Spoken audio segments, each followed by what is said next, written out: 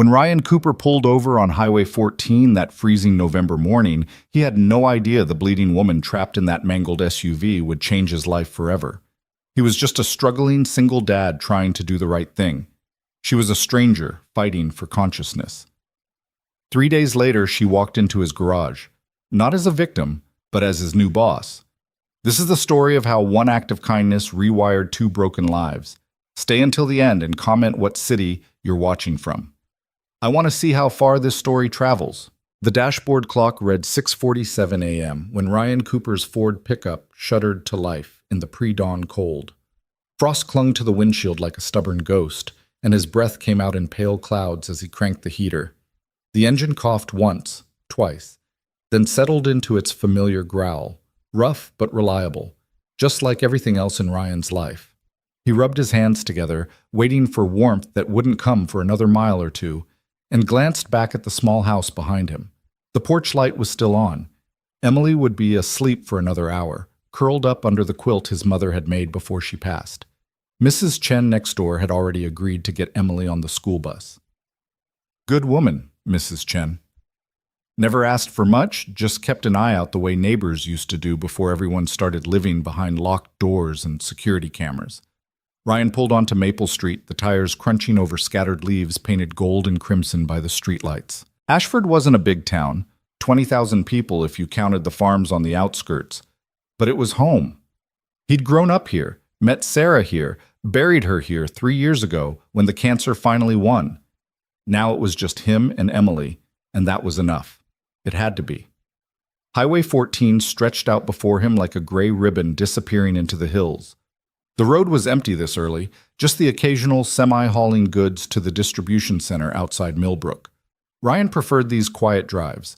No traffic, no noise, just the radio playing low, some classic rock station that still remembered when guitars meant something, and the rhythm of the road beneath his wheels.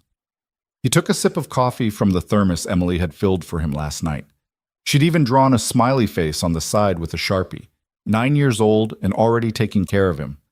Some days Ryan wondered if he was raising her or if it was the other way around. The sun was just beginning to think about rising, painting the eastern sky in shades of deep purple and burnt orange. Ryan loved this time of morning, that moment between night and day when the world held its breath. Out here, with the farms spreading out on either side and the Cascade foothills rising in the distance, he could almost forget about the stack of bills on the kitchen counter, the leak in the bathroom ceiling he hadn't had time to fix, the way Emily's shoes were getting too small again. The radio crackled, something about traffic on the interstate. Ryan barely listened. His mind was already at the garage, running through the day ahead. 2 oil changes, a brake job on the Henderson's minivan, and that stubborn transmission problem on Old Man Wallace's Chevy. Pete, his boss and the garage owner, had been hinting about the regional manager position opening up. New corporate oversight, he'd said. Someone from headquarters coming in to streamline operations. Ryan didn't love the sound of that. Corporate types usually meant budget cuts and efficiency reports, but Pete had pulled him aside last week and said, "Keep your nose clean, Cooper. Do good work. This could be your shot." A promotion would mean more money, real money. The kind that could get Emily those piano lessons she kept mentioning, maybe even save up for college someday. The kind that would let Ryan stop choosing between fixing the furnace and buying groceries. He was thinking about all this, letting his mind wander the way it did on these empty morning drives, when he saw it. At first it was just a glint of metal where metal shouldn't be. His brain registered it half a second before his eyes focused. A vehicle, silver, off the road. Way off the road. The front end was crumpled against a drainage ditch, the rear wheels lifted at an angle that made his stomach drop. Jesus, Ryan muttered, his foot already hitting the brake. The pickup's tires squealed as he pulled onto the shoulder, gravel spraying. He threw it in park and was out the door before the engine finished shaking, his heart suddenly hammering against his ribs. It was an SUV, a Lexus, he registered automatically. Nice one, too. But it looked like a toy a giant child had thrown in a tantrum. The hood was accordioned, steam hissing from the radiator. The driver's side door was crumpled inward, spiderweb cracks radiating across the windshield like frozen lightning. And inside, slumped over the deflated airbag, was a woman. "Hey!" Ryan shouted, running down the shallow embankment. His work boots slipped on the frost-slick grass. "Hey, can you hear me?" No response. The smell hit him as he got closer, burning oil, coolant, and something else, something metallic and sharp. Blood. The woman's head was turned toward him, her dark hair matted with it, a thin trail running from her temple down to her jaw. Ryan grabbed the door handle. Locked. Of course it was locked. "Ma'am," he called, louder this time, banging on the window. "Ma'am, I need you to unlock the door." Her eyelids fluttered, just barely, but it was something. His mind raced. The truck. He had tools in the truck. Ryan scrambled back up the embankment, his legs burning, and yanked open the toolbox in the pickup's bed. His hands closed around the tire iron, cold and solid, and he was back at the SUV in seconds. "I'm going to get you out," he said, not sure if she could hear him, not sure if he was saying it for her or himself. "Just hold on." He wedged the flat end of the tire iron into the door frame near the lock and pulled. Nothing. He repositioned, planted his feet, and threw his weight into it. Metal groaned. Something gave way with a sharp crack, and suddenly the door was open, swinging out with a screech of damaged hinges. The woman pitched forward. Ryan caught her, his arms going around her shoulders, her weight collapsing against him. She was small, he realized, 5'5" maybe, slight build, but dead weight is always heavy. He eased her back against the seat, his hand automatically going to her neck to check for a pulse. It was there, rapid but steady. "Okay," he breathed. "Okay, you're okay." Her eyes opened. They were brown, he noticed, dark and unfocused, pupils dilated with shock. She tried to speak, but only managed a weak sound, something between a word and a whimper. "Don't try to talk," Ryan said, already pulling off his jacket. November in Washington meant 40 degrees on a good morning, and his breath fogged in the air, but she was shaking, full-body tremors that meant shock setting in. He wrapped the jacket around her shoulders, tucking it close. "You're in shock. The paramedics are coming." Except they weren't, because he hadn't called them yet. Ryan fumbled for his phone, nearly dropped it, finally got it out and dialed 911. His hands were shaking too, he realized. Adrenaline. 911, what's your emergency? "There's been an accident on Highway 14, mile marker 32, eastbound. Single vehicle in a ditch. One person injured, conscious but in shock. Possible head injury." "Units are being dispatched. Sir, are you trained in first aid?" "Some," Ryan said. "Auto mechanics learned the basics. Had to, when you worked with machinery that could take a finger off." "She's breathing. Pulse is steady. Head wound. Bleeding but not gushing. I think..." He looked down at the woman's legs, pinned at an awkward angle beneath the collapsed dash. "I think her leg might be trapped.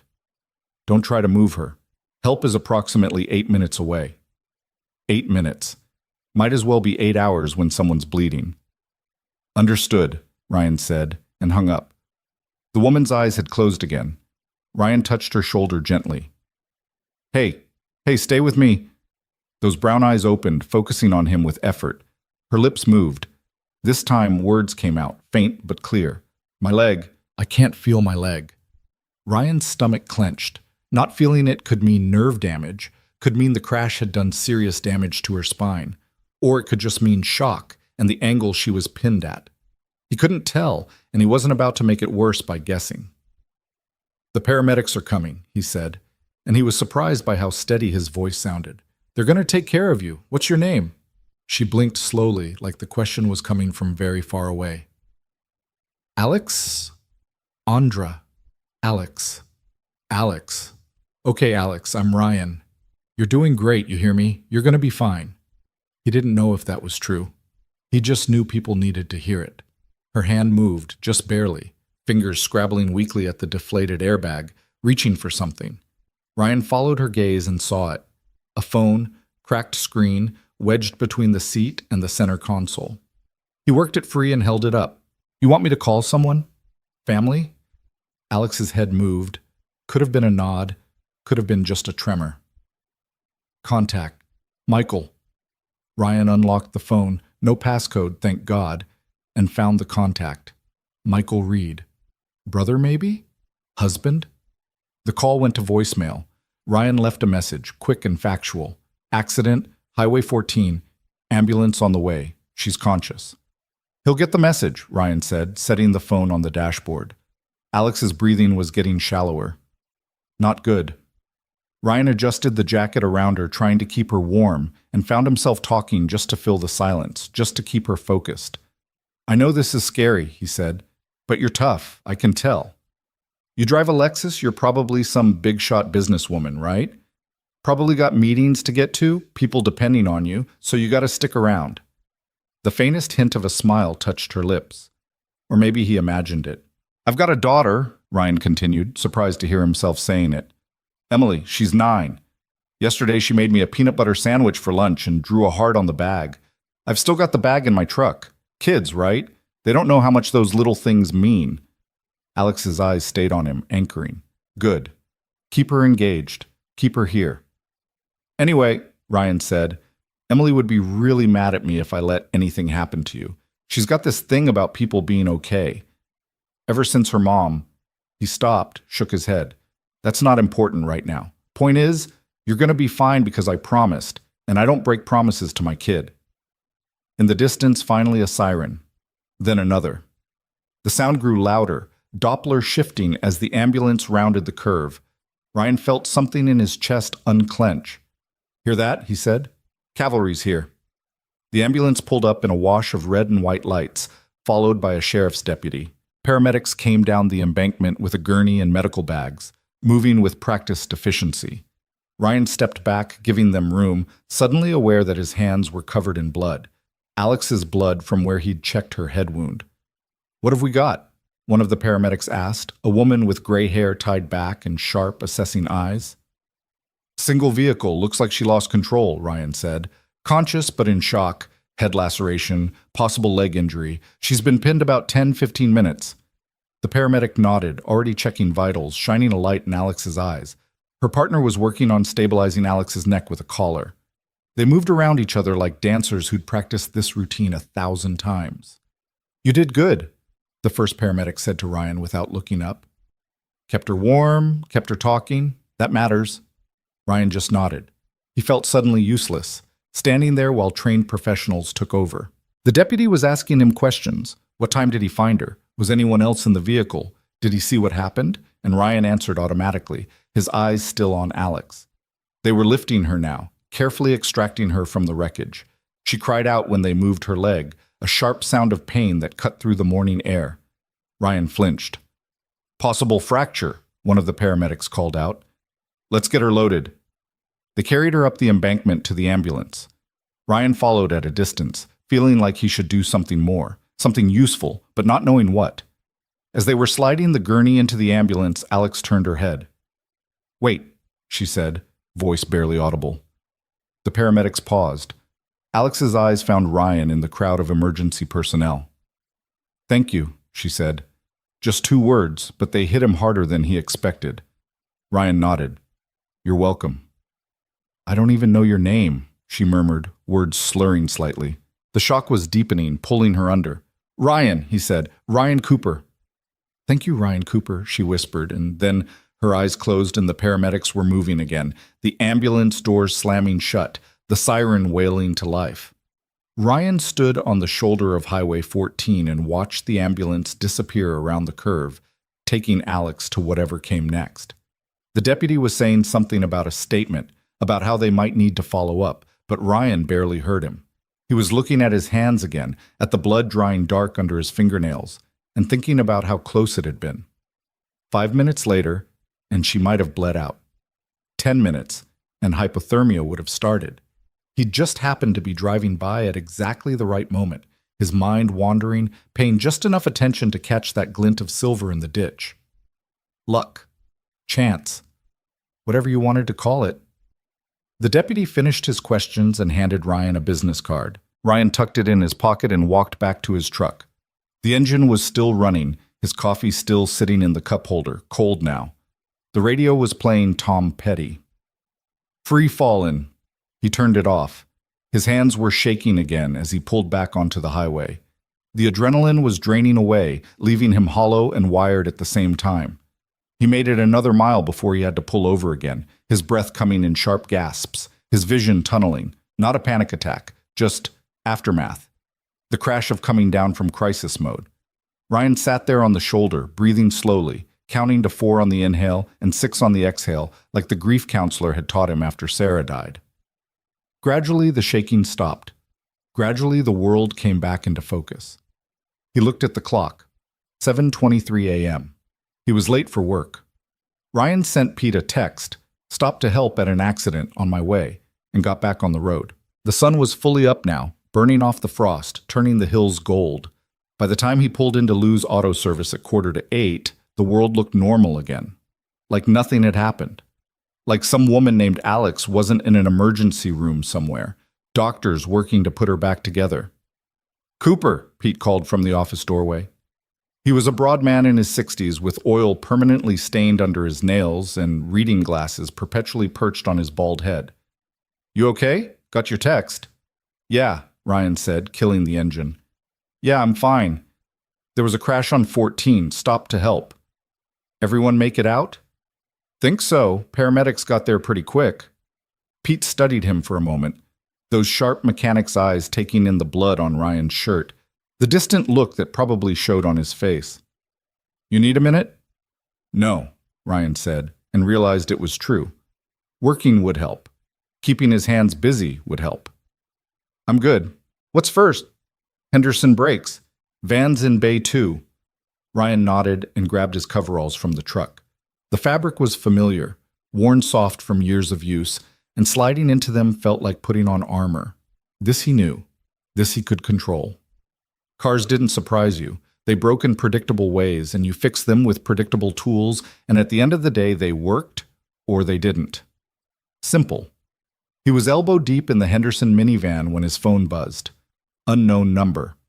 Ryan almost ignored it, then remembered the deputy's card, the possibility of follow-up questions. He wiped his hands on a rag and answered. "Mr. Cooper, this is Ashford General Hospital. You were listed as an emergency contact for a patient brought in this morning?" Ryan frowned. "I think there's been a mistake. I was just the one who found her. She doesn't have any family locally, and she specifically asked us to contact you. She wanted to make sure you knew she was all right." Something warm and unexpected bloomed in Ryan's chest. "She's okay?" "Stable. Broken tibia, concussion, lots of cuts and bruises, but she's going to be fine. Thanks in large part to you, from what the paramedics said." Ryan stopped. "I'm glad she's okay. Would you like the room number? She's been asking if you'd visit." Ryan looked around the garage. Pete was in the office. Marcus was working on an alignment. Carlos was buried under a Dodge Ram. A normal Tuesday. Except it wasn't, was it? Because somewhere across town a woman named Alex was lying in a hospital bed, and for some reason she'd asked for him. "Yeah," Ryan heard himself say. "Yeah, I'll stop by after work." He took down the room number and hung up, staring at his phone like it might explain what had just happened. It didn't. "Henderson brakes," he muttered to himself. "Focus on the Henderson brakes." But for the rest of the day, part of his mind was somewhere else. Chingas. The hospital visiting hours started at 4. Ryan left the garage at 4:15 after finishing the brake job and the oil changes and signing off on the inventory Pete needed for the corporate meeting next week. He still had transmission fluid under his nails despite scrubbing his hands 3 times. Ashford General was a squat brick building on the east side of town, expanded twice since Ryan was born here 36 years ago. He'd been here the night Emily was born, full of terror and joy. He'd been here when Sarah got her diagnosis, and later when she'd come home for hospice care because she'd wanted to die in their bedroom, surrounded by family photos and her garden visible through the window. Ryan shook off the memories and parked in the visitor lot. Inside smelled like disinfectant and cafeteria food. He checked in at the desk, got a visitor badge, and took the elevator to the 3rd floor. Room 312 was at the end of the corridor. The door was half open. Ryan knocked gently. "Come in," a voice called. Stronger than this morning, but still rough. Ryan pushed the door open. Alex was propped up in bed, her left leg in a cast and elevated, her head wrapped in gauze. The bruising had started to show, dark purple along her jaw, yellow-green around her eyes. She looked small against the white sheets, fragile in a way she hadn't even in the wreck. But her eyes were clear. And when she saw him, She smiled. Ryan Cooper, she said. You came. Heard you were asking for me, Ryan said, suddenly awkward. He'd spent the drive over rehearsing what to say, and now every word had evaporated. Wanted to make sure you were okay. Thanks to you, Alex gestured at the chair beside the bed. Please, sit. I'd stand, but... She glanced at her leg ruefully. Ryan sat, perching on the edge of the chair. Broken? Broken tibia, hairline fracture in my fibula. 6 weeks minimum. They're talking about surgery tomorrow to put in a plate. She said it matter-of-factly, like reporting on weather. Could have been worse. Could have been a lot worse, Ryan agreed. They sat in silence for a moment. Outside the window, the sun was starting its descent toward the hills, painting everything in shades of amber. I don't remember much, Alex finally said. Black ice, I think. I saw it too late, tried to correct, and then... She made a vague gesture. Then you were there. Right place, right time. No. Alex's voice was firm. Right person. The paramedics told me you kept me from going into shock, that you knew exactly what to do. Ryan shrugged. Basic first aid. Anyone would have, but they didn't. You did. She held his gaze. I want to say thank you properly, but I don't think those words are big enough. They're plenty big, Ryan said quietly. You don't owe me anything. I disagree. Another silence. This one felt different, heavier, weighted with something Ryan couldn't quite name. So what do you do, Ryan Cooper? Alex asked, changing the subject. When you're not saving people on Highway 14? I'm a mechanic, work at Lou's Auto Service in town. Lou's? Alex's brow furrowed. That's the place on Cedar Avenue? That's the one. I know that shop. Something flickered across her face, there and gone too quick to read. How long have you worked there? 12 years, since I got back from community college. You like it? Ryan considered the question. It's honest work. Good people.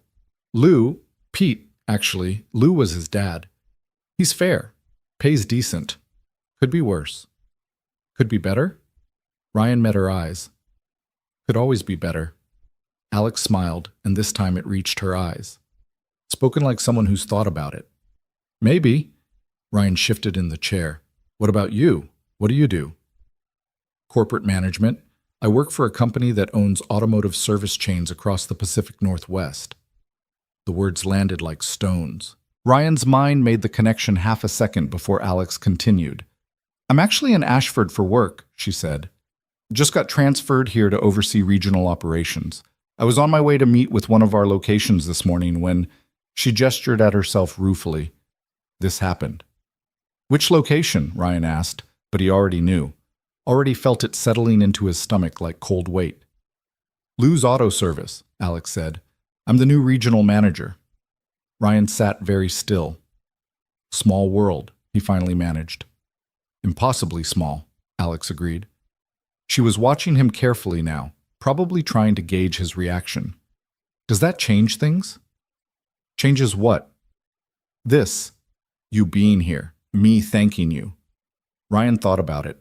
About Pete's hints regarding the promotion. About corporate oversight and efficiency reports. About the fact that the woman whose life he'd saved this morning was about to become his boss. No, he said finally. You needed help. I helped. That doesn't change. Alex's smile widened, genuine and warm. Good answer. They talked for another 20 minutes. Carefully neutral topics. Ashford, the weather, how the Seahawks were doing this season. Alex mentioned she was originally from Seattle, had been working in Portland before the transfer. No family in the area, which explained why the hospital had called him. She'd filed for divorce 6 months ago, was starting over in a town where she knew no one. Ryan told her about Emily, about raising a daughter alone, about the juggling act of work and school, and trying to be present when exhaustion was a constant companion. Alex listened the way people rarely did, fully, completely, like his words actually mattered. When visiting hours ended, Ryan stood to leave. I should let you rest. Ryan, Alex said as he reached the door. He turned back. I meant what I said, thank you, for everything. Get better, Ryan said. That's thanks enough. He drove home through the gathering dusk, his mind churning. The new regional manager. Of all the people in all the towns, it had to be her. The universe had a strange sense of humor. Emily was at the kitchen table doing homework when he walked in, Mrs. Chen sitting nearby with a cup of tea. "Dad!" Emily jumped up and hugged him. "Mrs. Chen said you helped someone who got hurt." "News travels fast," Ryan said, shooting Mrs. Chen a grateful look. "Small town," she said with a smile. "Emily and I made lasagna. It's in the oven." After Mrs. Chen left, Ryan and Emily ate dinner together, and he told her a carefully edited version of the morning, leaving out the blood and the fear and the way Alex had looked so small in that hospital bed. "Is she going to be okay?" Emily asked. "Yeah, sweetheart. She's going to be fine." "Good." Emily stabbed her fork into her lasagna with satisfaction. "You're a hero, Dad." "I'm not a hero. I just did what anyone should do." "That's what makes you a hero," Emily said, with the absolute certainty of a 9-year-old. Ryan ruffled her hair and didn't argue.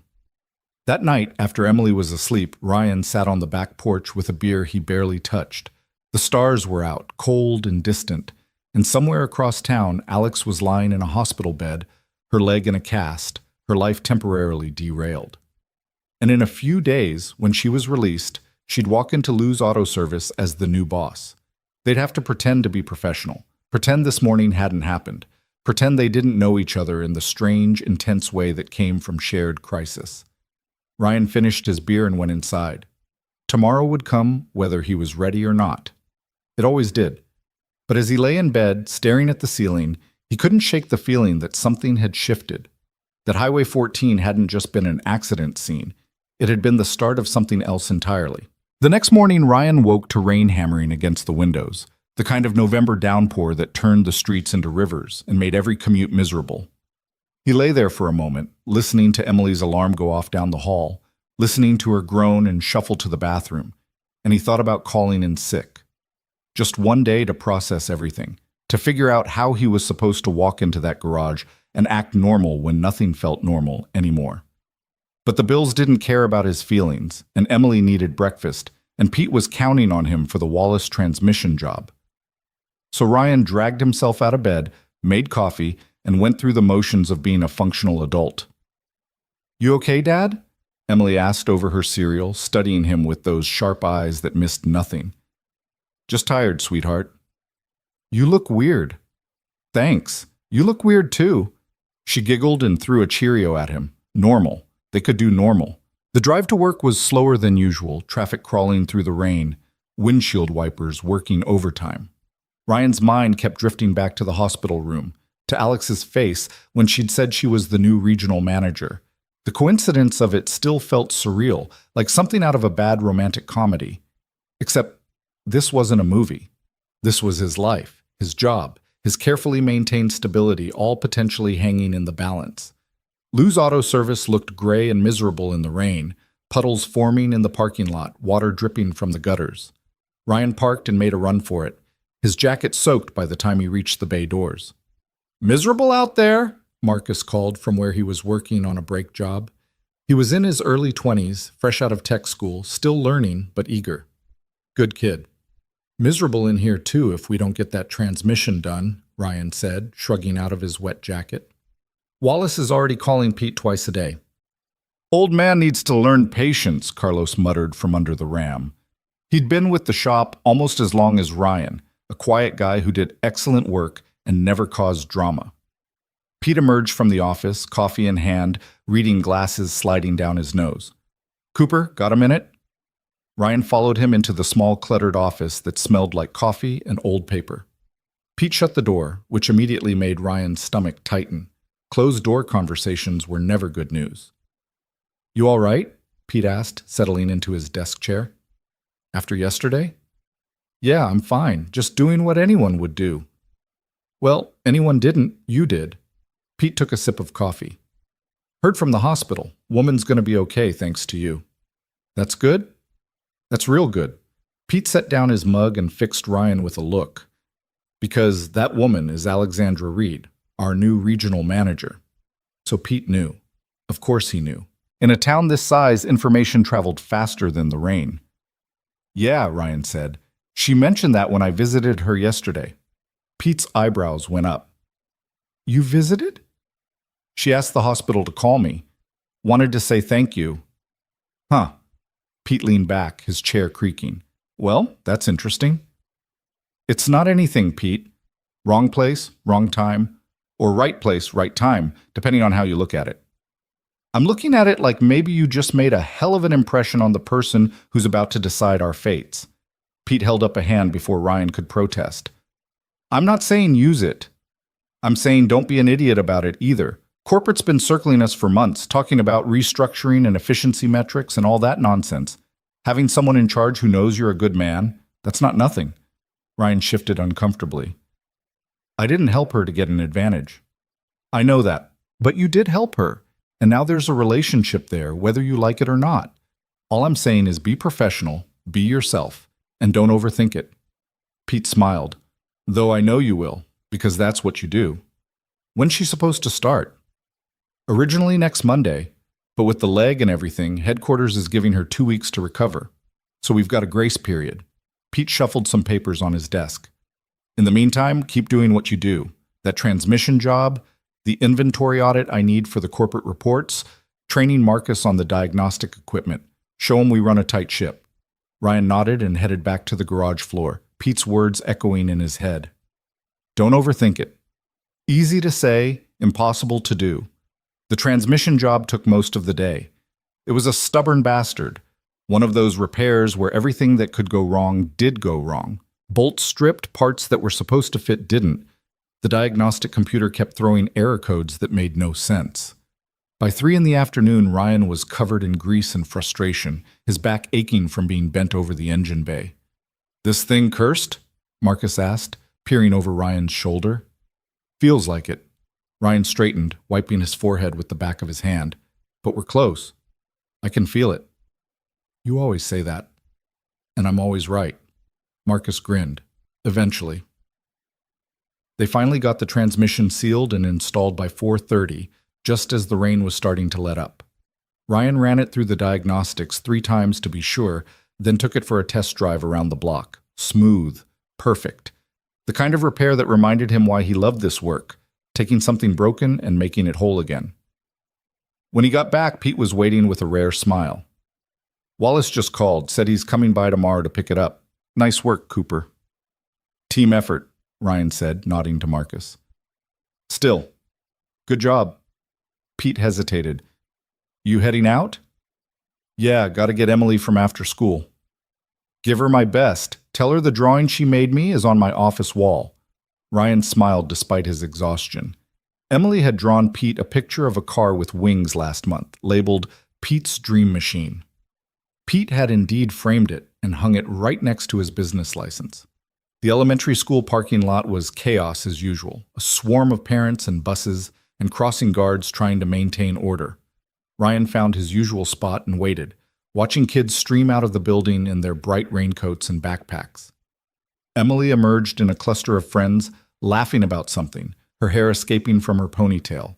She spotted the truck and waved, said goodbye to her friends, and ran over. Dad, guess what? What? We're doing a talent show next month, and I want to sign up for piano, but we don't have a piano, and Mrs. Martinez said I could use the one in the music room to practice if I stay after school 2 days a week, and I really, really want to do it. Can I please? The words tumbled out in one breathless rush. Ryan's heart squeezed. Piano lessons had been on the someday list for 2 years now, always getting pushed back by more urgent expenses. Yeah, sweetheart, you can do it. Really? Emily's face lit up like Christmas morning. Really? We'll figure it out.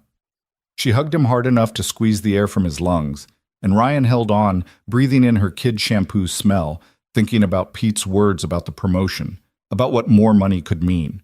That night after dinner, after homework and the ongoing negotiations about bedtime, Ryan sat down with his laptop and the stack of bills he'd been avoiding. Rent, utilities, car insurance, Emily's school fees, groceries, the credit card he was slowly chipping away at from Sarah's medical expenses. He made a spreadsheet, something he did once a month to maintain the illusion of control, and watched the numbers refuse to balance the way they never quite did. A promotion would change everything. A supervisor position meant maybe 15,000 more a year. That was piano lessons, new shoes when Emily needed them, fixing the furnace before winter really hit. That was maybe starting to save for college instead of just hoping for scholarships. That was breathing room. But it also meant depending on Alex Reed's good opinion, and that felt wrong somehow. Like he was using what had happened on Highway 14 for personal gain, even though Pete was right that he couldn't just ignore the connection either. Ryan closed the laptop and rubbed his eyes. Overthinking, just like Pete said. His phone buzzed. Unknown number, but he recognized the hospital exchange. "Mr. Cooper, this is Alexandra Reed. I hope I'm not calling too late." Ryan glanced at the clock. 8:15. "No, it's fine. How are you feeling?" "Like I was hit by a truck, ironically." She laughed softly. "They're doing the surgery tomorrow morning. I wanted to thank you again before I go under, just in case." "It's routine surgery," Ryan said. "You'll be fine. Logically, I know that. But logic doesn't always override anxiety." A pause. "I don't really have anyone else to call. My brother's in Japan for work, my parents are in Florida, and I told them not to fly out. And my ex-husband—" She trailed off. "Well, that's not an option." Ryan heard the loneliness in her voice, the fear she was trying to hide with humor, and something in his chest tightened. "You want me to be there? Tomorrow?" "God, no. You've done enough. I just needed to hear a friendly voice." Another pause. "Is that weird? We barely know each other." "It's not weird," Ryan said, and meant it. Crisis-created intimacy. Artificial, maybe, but real in the moment. They'd shared something on Highway 14 that couldn't be easily dismissed. "You're going to do great tomorrow. And when you're recovered, you're going to walk into that garage and scare the hell out of all of us with your corporate efficiency reports." Alex laughed. A real one this time. "Is that my reputation?" "That's every regional manager's reputation." "Fair enough," she sighed. "I should let you go. Thank you, Ryan, for everything." "Anytime." After she hung up, Ryan sat there holding his phone, staring at Emily's crayon drawing on the refrigerator. A picture of the two of them holding hands under a rainbow. Simple, clear, uncomplicated. Nothing about his life felt that way anymore. The next day dragged. Ryan kept checking his phone, which was stupid because Alex wouldn't call him from surgery. Wouldn't call him after because she'd be drugged up and recovering, and why would she call him anyway? But he checked anyway between jobs, during lunch, every time he had a free moment. "You waiting on something?" Carlos asked, catching him for the third time that afternoon. "No, maybe. I don't know." Carlos raised an eyebrow but didn't push. That was one of the things Ryan appreciated about him. He knew when to leave things alone. The call came at 4:30, right as Ryan was cleaning up for the day. Ashford General again, but a different voice this time. "Mr. Cooper? Ms. Reed asked me to call you. The surgery went well? No complications? She's in recovery and wanted you to know." Relief flooded through him, unexpected in its intensity. "That's great. Thank you." She also asked if you could stop by tomorrow. Visiting hours are 10 to 8. "Yeah," Ryan said. "Yeah, I'll be there." He went that evening instead, telling himself it was just to check in, just to make sure she was really okay. The hospital was quieter at night, the fluorescent lights harsh against the darkness outside. Alex's room was dim when he arrived, just the glow from the monitors and the parking lot lights filtering through the window. She was awake, groggy but alert, her leg now in a more substantial cast with metal pins visible near her ankle. "You came," she said, her words slightly slurred from the painkillers. "Figured you could use the company." Ryan settled into the chair. "How are you feeling?" "Like they took my leg apart and put it back together with hardware store parts. But the surgeon says it went perfectly, so..." She smiled loopily. "Drugs are good, though. Very good drugs." Ryan couldn't help but smile back. "I bet." "Tell me something," Alex said, her eyes half closed. "Tell me something real. Everything here is too white, too clean. I need something real." Ryan thought about it.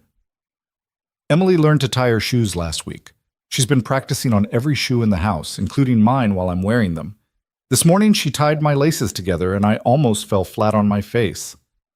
Alex laughed, the sound bubbling up unexpected and genuine. "That's perfect. She sounds wonderful. She is. She's everything. Ryan leaned back in the chair. After Sarah died, I didn't know how to keep going, but Emily needed me to, so I did. Kids have a way of making you braver than you actually are. I always wanted kids, Alex said quietly. But Michael didn't. That was one of many things we couldn't agree on. She turned her head to look at Ryan. Does it get easier, the grief? It gets different. You learn to carry it instead of it carrying you. Ryan met her eyes. But yeah, it gets easier. Not gone, but easier. They sat in comfortable silence, the monitors beeping softly, the hospital settling into its night rhythms. Alex's eyes were closing, the drugs pulling her under. Ryan? She murmured. Yeah? I'm glad it was you on the highway. I'm glad it was you who stopped. Me too, Ryan said softly. He stayed until she fell asleep, then quietly let himself out. The night air was cold and clean after the hospital smell, and Ryan stood in the parking lot for a moment, looking up at the stars barely visible through the light pollution. His phone buzzed. Pete. Corporate pushed the audit up. Need those inventory reports by Friday. Ryan texted back a thumbs up and drove home, his mind already shifting to work mode. The next few days blurred together, inventory counts, diagnostic work, training Marcus on the new alignment system, dealing with Mrs. Henderson's concerns about a squeaking noise that turned out to be a plastic bag stuck to her undercarriage.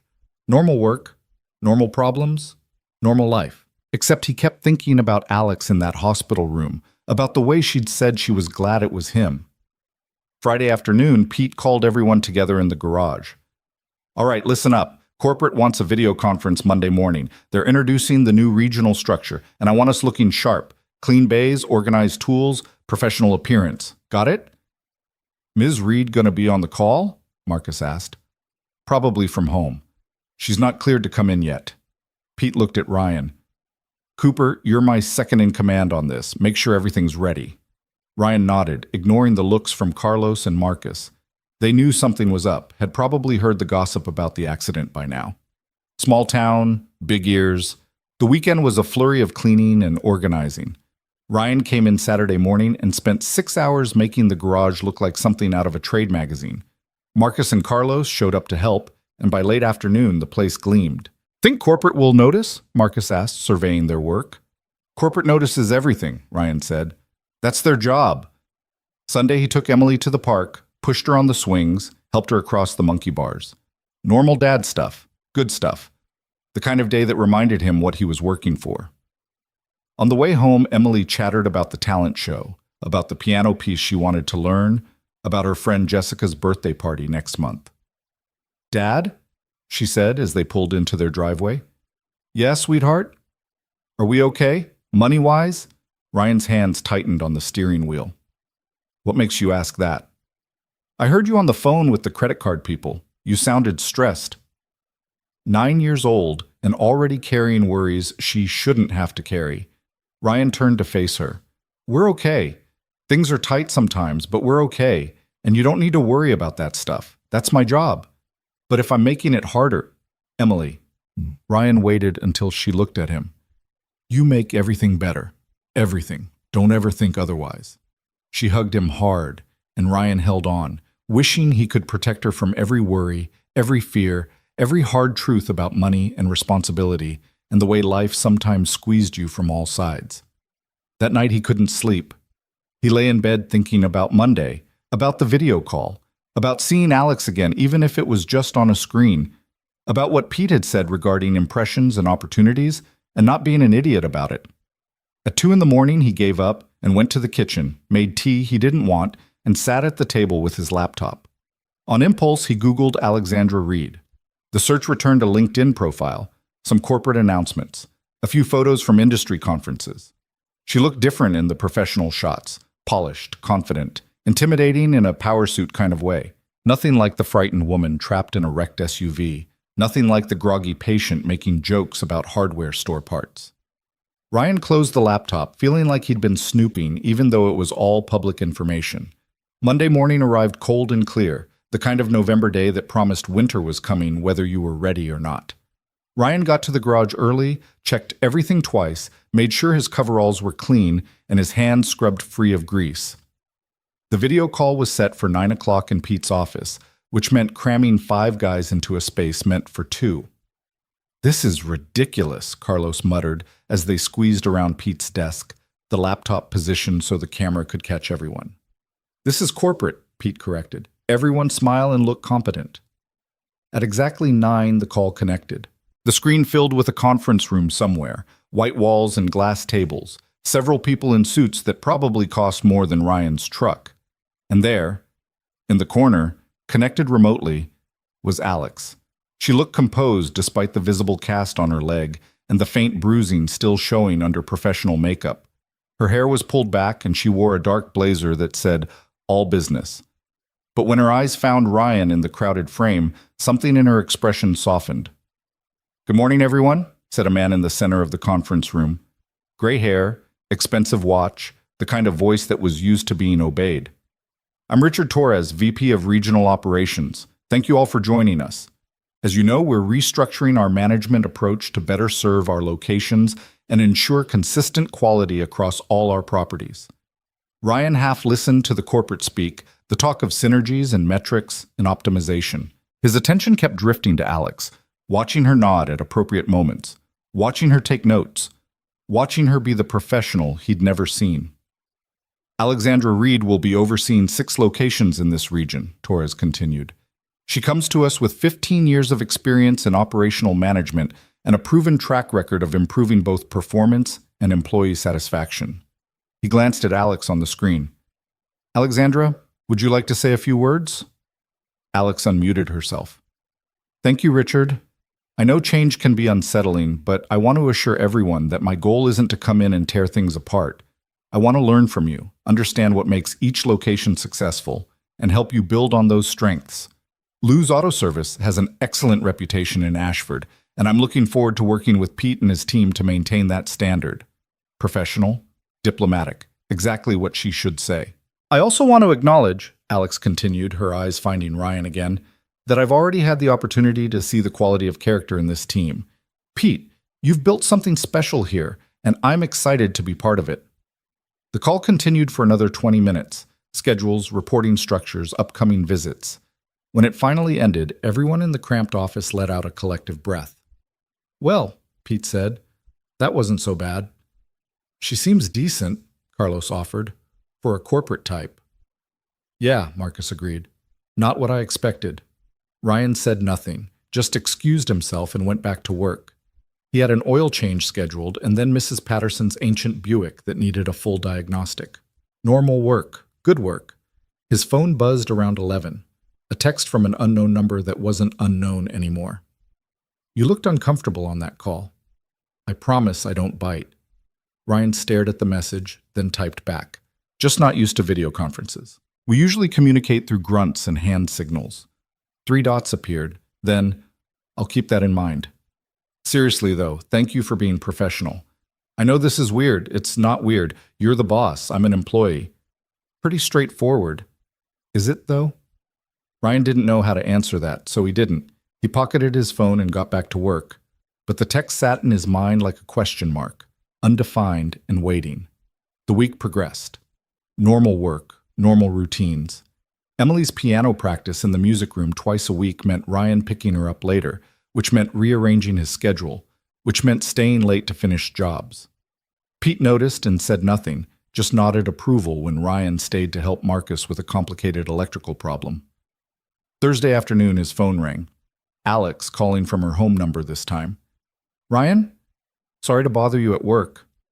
"It's fine, what's up?" "I have a favor to ask, and feel free to say no. The doctors are clearing me to work from the office starting Monday, but I'm not cleared to drive yet. I was going to use a car service, but..." She hesitated.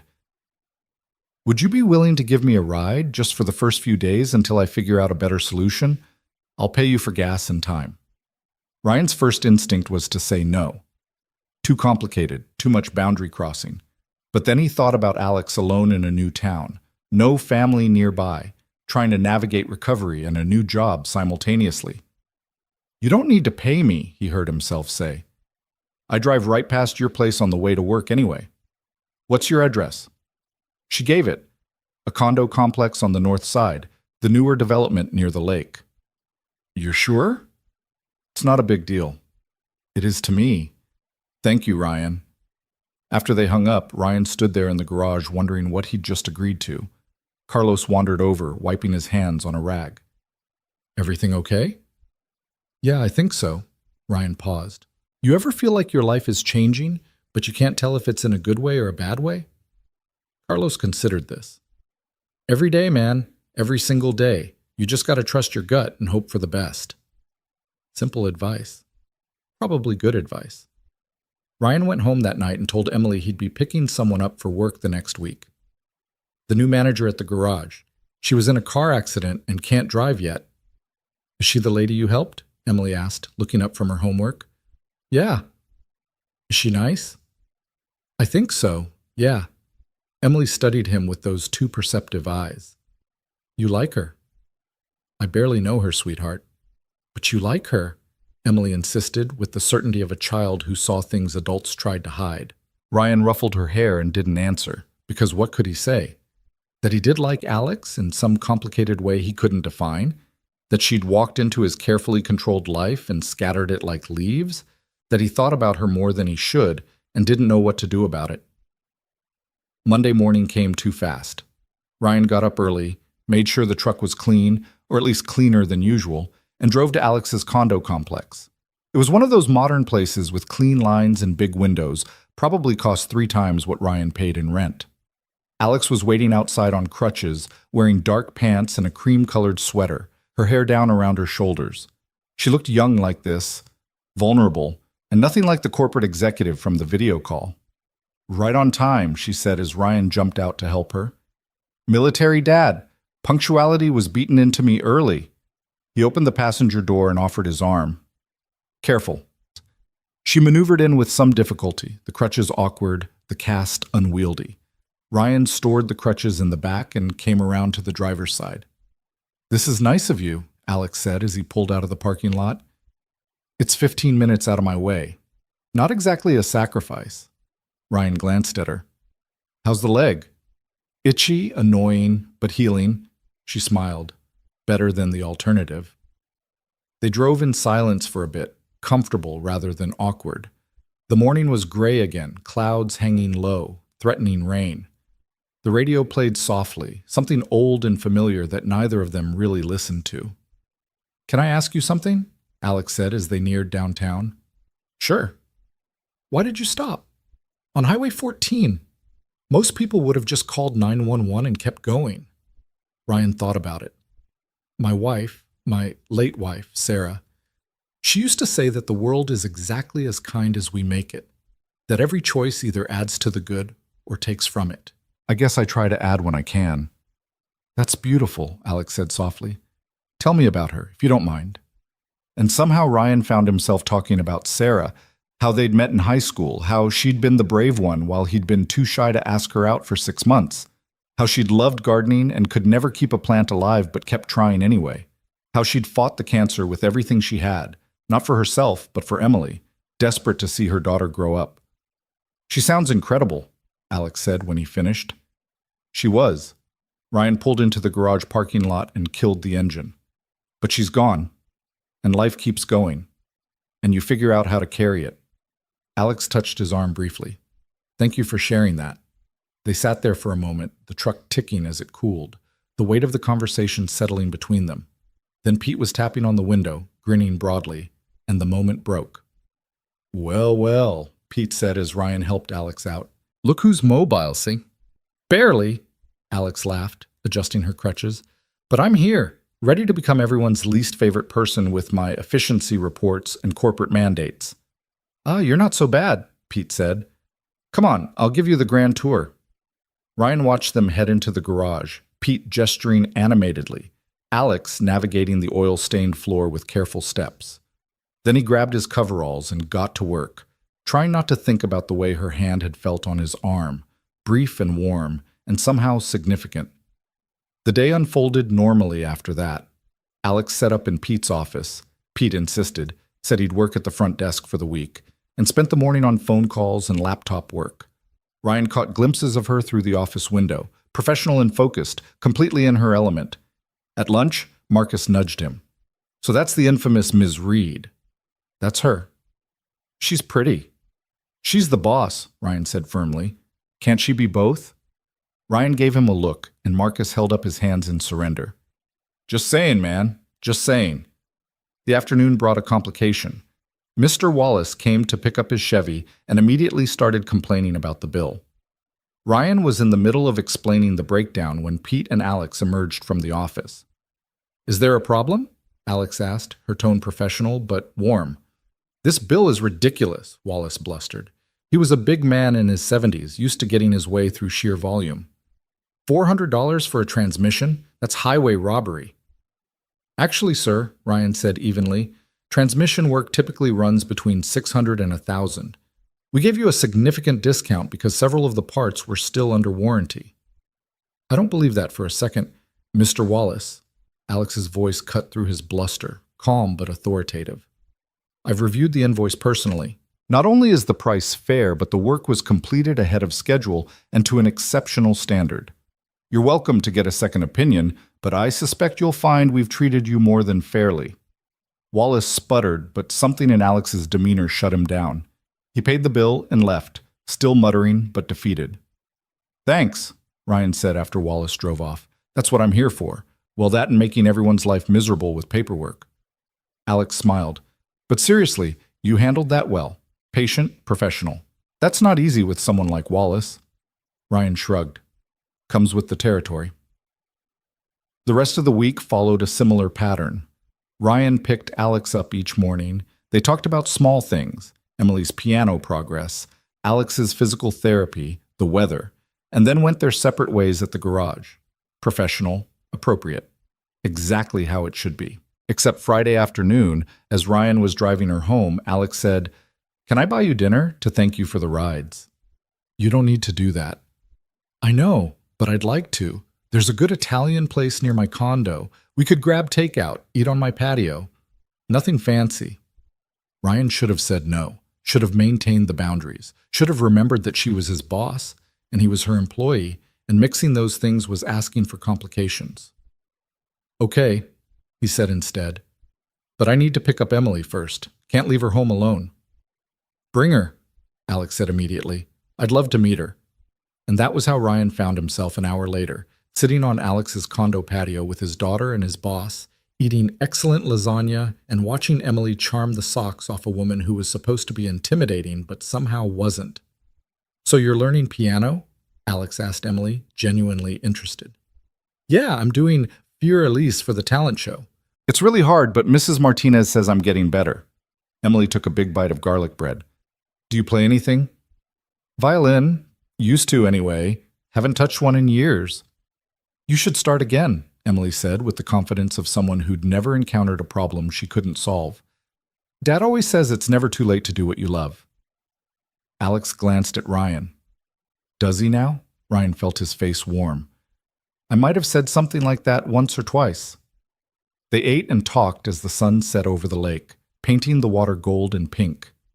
Emily chattered about school and friends and her ongoing campaign to get a dog.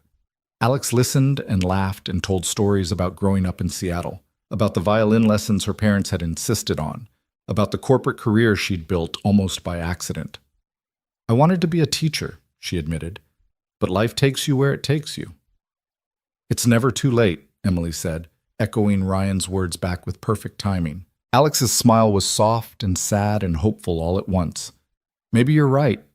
When it was time to go, Emily hugged Alex goodbye like they'd been friends forever. Thank you for dinner. You should come over to our house next time. Emily, Ryan started, but Alex cut him off. I'd like that very much. They drove home through the gathering dark, Emily already half asleep in the passenger seat.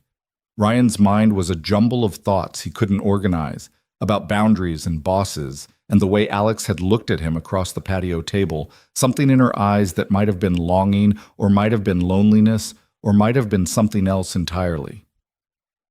I like her, Dad, Emily murmured, nearly asleep. She's nice. Yeah, Ryan said softly. She is. And that, he realized, as he carried his sleeping daughter inside, was exactly the problem. The problem grew worse over the following weeks, spreading through Ryan's carefully ordered life like cracks through ice.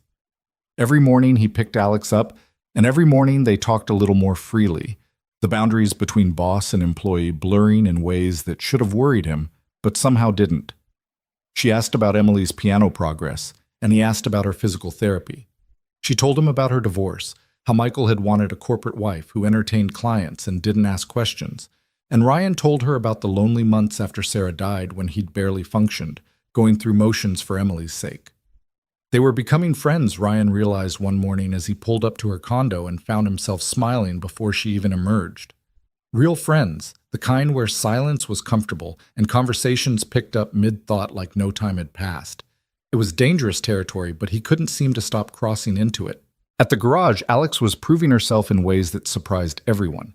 She didn't just sit in the office reviewing numbers and sending mandates from on high. She asked questions, real ones, about how things worked and why they were done certain ways. She spent time on the garage floor watching the mechanics work, taking notes, listening more than she talked. When Marcus struggled with a particularly difficult diagnostic on a newer model BMW, Alex rolled up her sleeves, metaphorically, given the cast, and helped him research the problem online, finding a technical bulletin that solved it in minutes. "She's not what I expected," Carlos admitted to Ryan one afternoon. They were working side by side on an alignment, the kind of routine job that let your mind wander. Corporate types usually come in acting like they know everything. She asks first. "She's smart," Ryan said, checking the measurements. "Knows what she doesn't know." "You two seem pretty friendly." Ryan glanced up sharply. "She's the boss." "I didn't say otherwise, just making an observation." Carlos grinned. "Relax, man. Nobody thinks anything bad about it. If anything, people are wondering when you're going to ask her out." We're not, Ryan fumbled the words. "It's not like that." "If you say so." Carlos didn't sound convinced. The truth was, Ryan didn't know what it was like. He knew Alex was beautiful, smart, funny, in a dry way that caught him off guard. He knew he looked forward to their morning drives more than he should. He knew that when she laughed at something he said, his chest did this stupid, warm thing that felt dangerously close to high school crush territory.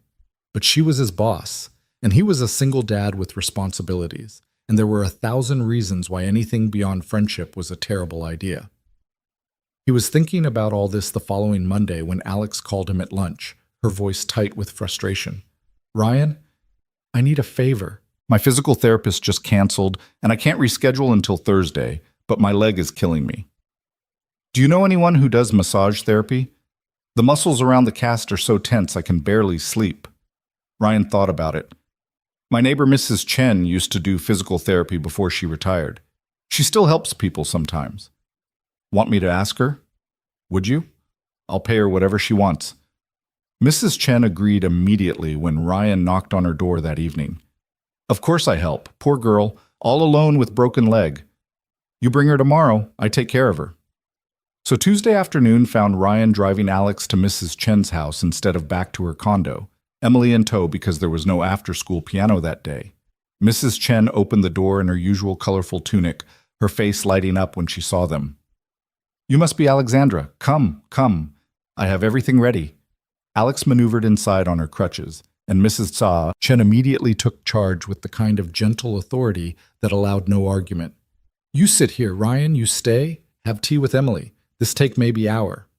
Ryan and Emily settled in Mrs. Chen's cozy living room, surrounded by family photos and the smell of jasmine tea.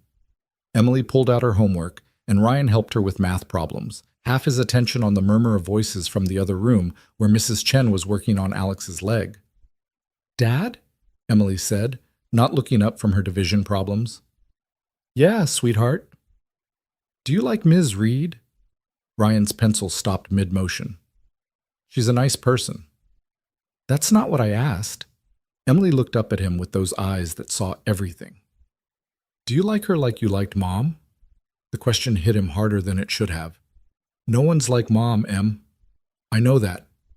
But do you like her anyway?" Ryan set down the pencil and pulled Emily close. "I don't know. Maybe. Is that okay?" Emily was quiet for a moment, thinking. "Mom would want you to be happy. She told me that before. She said if anything happened to her, you needed to promise to be happy again. She said that to you? The night before she went to the hospital the last time. She made me promise to take care of you, and she said you needed to promise to be happy. Emily looked up at him. So if Ms. Reed makes you happy, that's good. That's what Mom wanted. Ryan held his daughter tight, his throat aching, thinking about Sarah planning for her own absence, trying to take care of them even after she was gone. When did you get so wise? I've always been wise. You just noticed now. When Alex emerged an hour later, she looked more relaxed than Ryan had seen her in weeks. Mrs. Chen followed, looking satisfied. You come back Thursday, yes? We work on this more, get you moving better. Absolutely. Thank you so much. Alex tried to hand Mrs. Chen money, but the older woman waved it away. No. Ryan's family. You, Ryan's friend. That make you family too. No money for family. Alex's eyes got suspiciously bright. That's incredibly kind. Not kind, just right. Mrs. Chen patted her arm. You come for dinner Sunday, yes? I make my special dumplings. Bring everyone. And somehow that became a thing. Sunday dinners at Mrs. Chen's, all of them crammed around her small table, eating incredible food and talking about everything and nothing. Mrs. Chen's daughter and grandchildren sometimes joined, turning it into a loud, chaotic, wonderful mess that made Alex laugh until she cried. I haven't had this, she said one Sunday, watching Emily play with Mrs. Chen's youngest grandson in the living room. Family dinners, people just being together. Michael and I always ate in restaurants or at corporate events. This is... She trailed off, searching for words. Real, Ryan finished. Yeah, real. She turned to look at him, and something in her expression made his heart skip. Thank you for including me. Mrs. Chen included you. I just drove. You know what I mean. He did. And that was the problem. At work, things were shifting too. Pete had been dropping hints about the supervisor position more frequently, always when Alex was around, always with that knowing look that suggested he saw exactly what was happening and approved. Alex had started sitting in on the weekly team meetings, contributing ideas that actually made sense, streamlining the parts ordering process, implementing a customer feedback system that was simple rather than bureaucratic, finding grant money for updating their equipment. I'm impressed, Pete told Ryan one afternoon. They were in the office reviewing the quarterly numbers that had somehow improved despite the slow season. She's good at this, really good, and she's made you look even better. I haven't done anything different. Exactly. You've been doing good work all along, but now someone with corporate's ear is seeing it. That supervisor position? It's yours if you want it. She's already started the paperwork. Ryan's stomach did a complicated flip. She has? Met with her and Torres yesterday via video call. Told them we needed to promote from within, and you were the obvious choice. Torres agreed pending a formal review period. Pete grinned. Congratulations, Cooper. You earned it. The promotion should have felt like pure victory. More money, more responsibility, more stability for Emily. Instead, Ryan felt a complicated tangle of gratitude and guilt, and something else he didn't want to name. Had Alex pushed for his promotion because he deserved it, or because of what happened on Highway 14? Because of their friendship? Because of whatever this was between them that neither of them was acknowledging? He found Alex in the garage later, talking to Marcus about a hybrid system issue. She looked up when Ryan approached, and her smile was genuine and warm and completely free of guile. Pete told you? She asked. Yeah, thank you. Don't thank me. You've earned this 10 times over. I just made sure the right people noticed. She touched his arm briefly, that same gesture she'd done in the truck weeks ago. You're going to be great at this, Ryan. He wanted to believe it was that simple, that she'd recommended him purely on merit, that their friendship hadn't influenced the decision, that he hadn't somehow gained an unfair advantage. But late that night, lying in bed and staring at the ceiling, he couldn't shake the nagging doubt. Emily's talent show was scheduled for the Friday before Thanksgiving. Ryan had taken the afternoon off, and when he told Alex, she'd immediately said she wanted to come too. If that's okay. I know it's a family thing.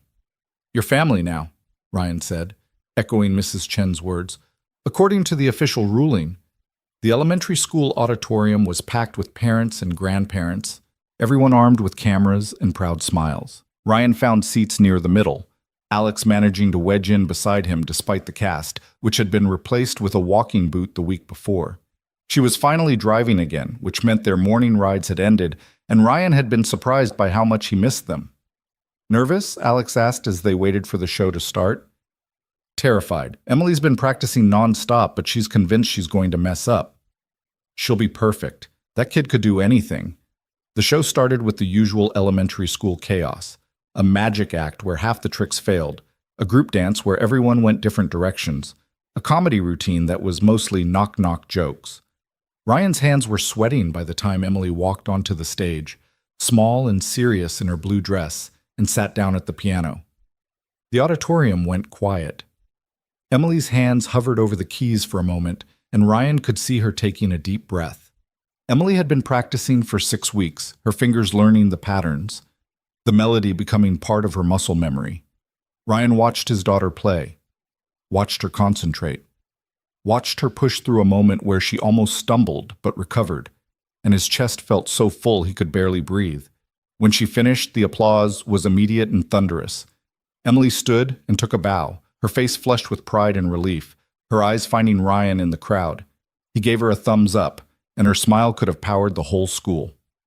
She was incredible, Alex said, and Ryan realized she was crying. God, I'm a mess.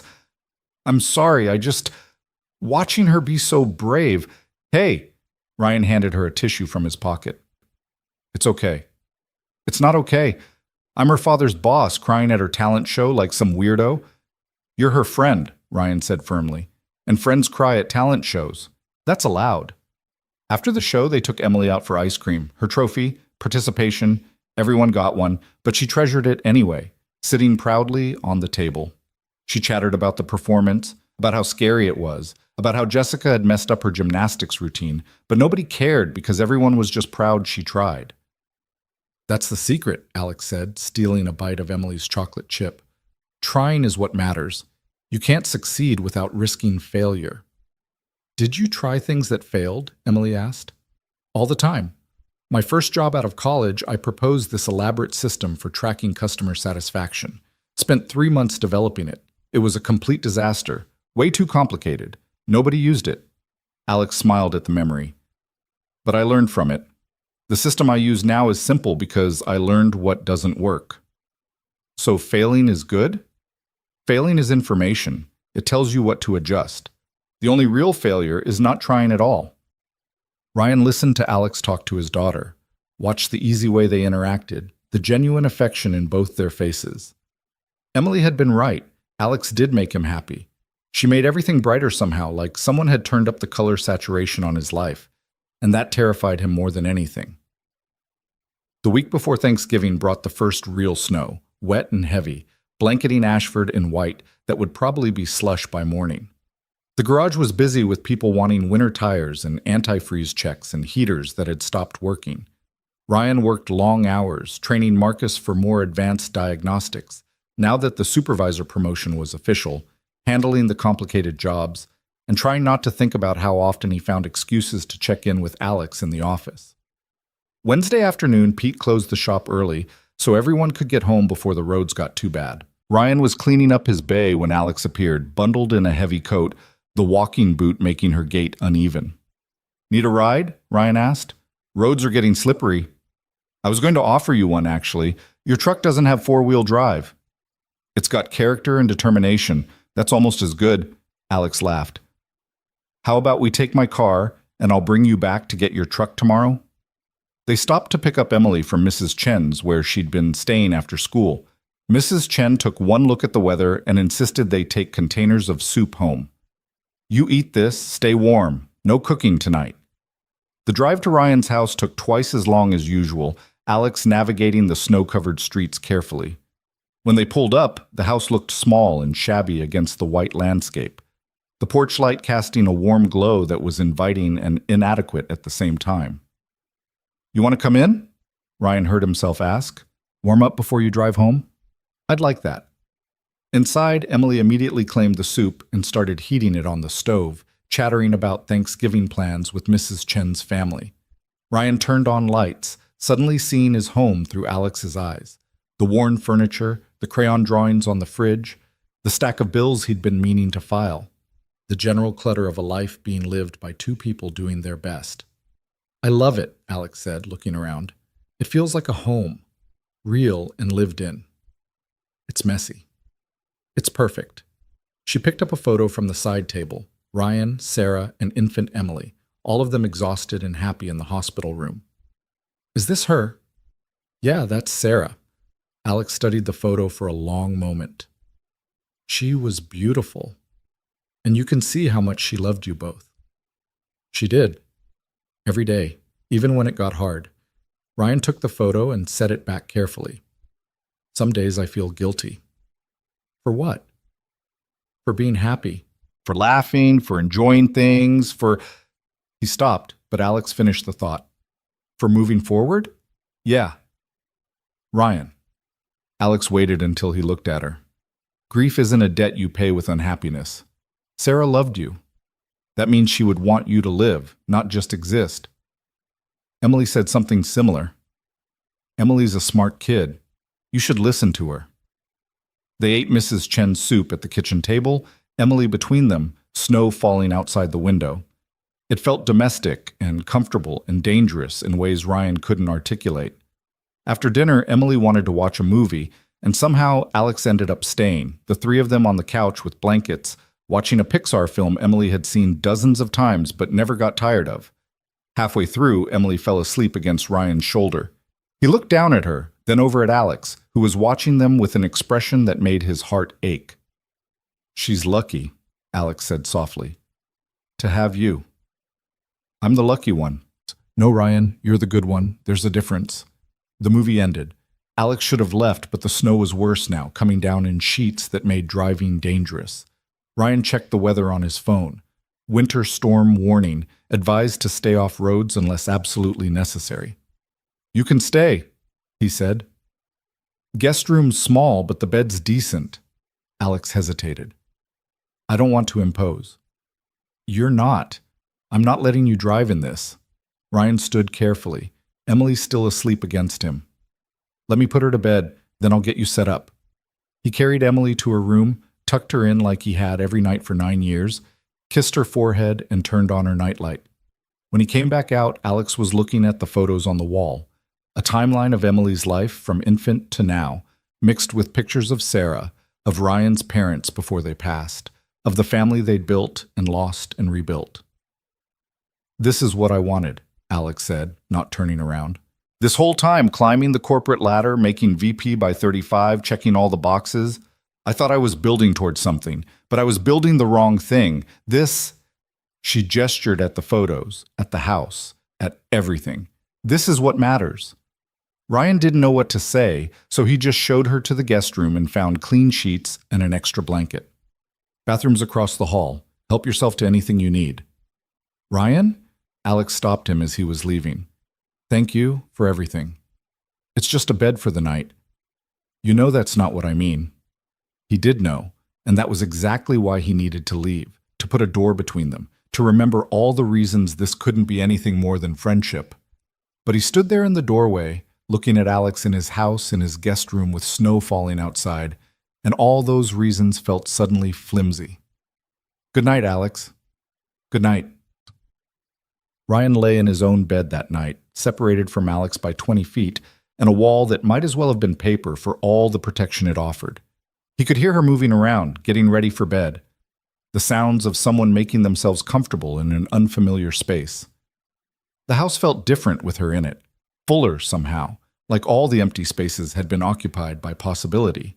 He thought about what she'd said, about building the wrong things. He thought about his own life, so carefully controlled, so focused on stability and security that he'd forgotten about joy. He thought about Sarah's last words to Emily, about the promise to be happy. And he thought about Alex, about the way she laughed, about her dry humor and sharp mind, about the way she'd integrated herself into his life so smoothly he hadn't noticed until she was essential, about the way his heart sped up when he saw her, about the way conversations with her felt like coming home. Somewhere around 2 in the morning, Ryan heard Emily's door open and her footsteps in the hall. He got up and found her standing outside Alex's door, looking uncertain. "Bad dream?" he whispered. Emily shook her head. "I heard someone and got confused. I forgot Ms. Reed was staying over." "Go back to bed, sweetheart." But Alex's door opened before Emily could move. She stood there in borrowed pajamas, Ryan's actually, an old t-shirt and sweatpants that were comically large on her, looking rumpled and concerned. "Everything okay?" "Bad dream," Emily said, contradicting what she'd just told Ryan. "Those are the worst." Alex knelt down to Emily's level, cast and all. "You want to talk about it?" "I dreamed Dad was gone. Like Mom. That I was alone." Ryan's heart broke. Emily had nightmares sometimes, usually triggered by stress or change, or just the random cruelty of a child's subconscious. He moved toward her, but Alex was already pulling her into a hug. "You're not alone, sweetie. You've got your dad and Mrs. Chen and me and so many people who love you. Bad dreams lie. They make scary things seem real when they're not. Promise?" "Promise. And if you're scared, you can always call your dad. Or me. Anytime. Okay?" Emily nodded against Alex's shoulder, then pulled back. "Thanks, Ms. Reed." Alex. Just Alex. Ryan tucked Emily back into bed, staying until she fell asleep again, then found Alex still in the hallway. "Thank you," he said quietly, "for that. She's a good kid. She shouldn't have to be scared." They stood there in the dim hallway, snow still falling outside, the house quiet around them.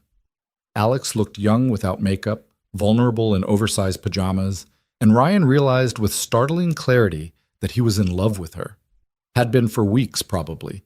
Maybe since that first moment on Highway 14 when he'd pulled her from the wreck. Not the dramatic movie kind of love that hit like lightning, but the quiet kind that crept in through small moments and morning conversations and shared dinners until it was simply there, as fundamental as breathing. The realization should have terrified him. Instead, it felt like relief. "Alex," he started, not sure what he was going to say, just knowing he needed to say something. "Don't." She held up a hand. "Whatever you're thinking, don't say it tonight. Not like this, not in the middle of the night with emotions running high. If there's something to say it in the daylight when we're both sure." She was right. She was always right. "Okay. Okay." Alex smiled, small and sad and hopeful. "Good night, Ryan." "Good night." Ryan went back to his room, and this time when he lay down, something had shifted. The fear was still there, all the practical concerns about workplace relationships and setting a good example for Emily and not wanting to mess up something good. But underneath it, solid and sure, was the knowledge that whatever this was between them, it was real. It mattered. And maybe, just maybe, it was worth the risk. Morning came with weak sunlight filtering through clouds, the snow reduced to flurries.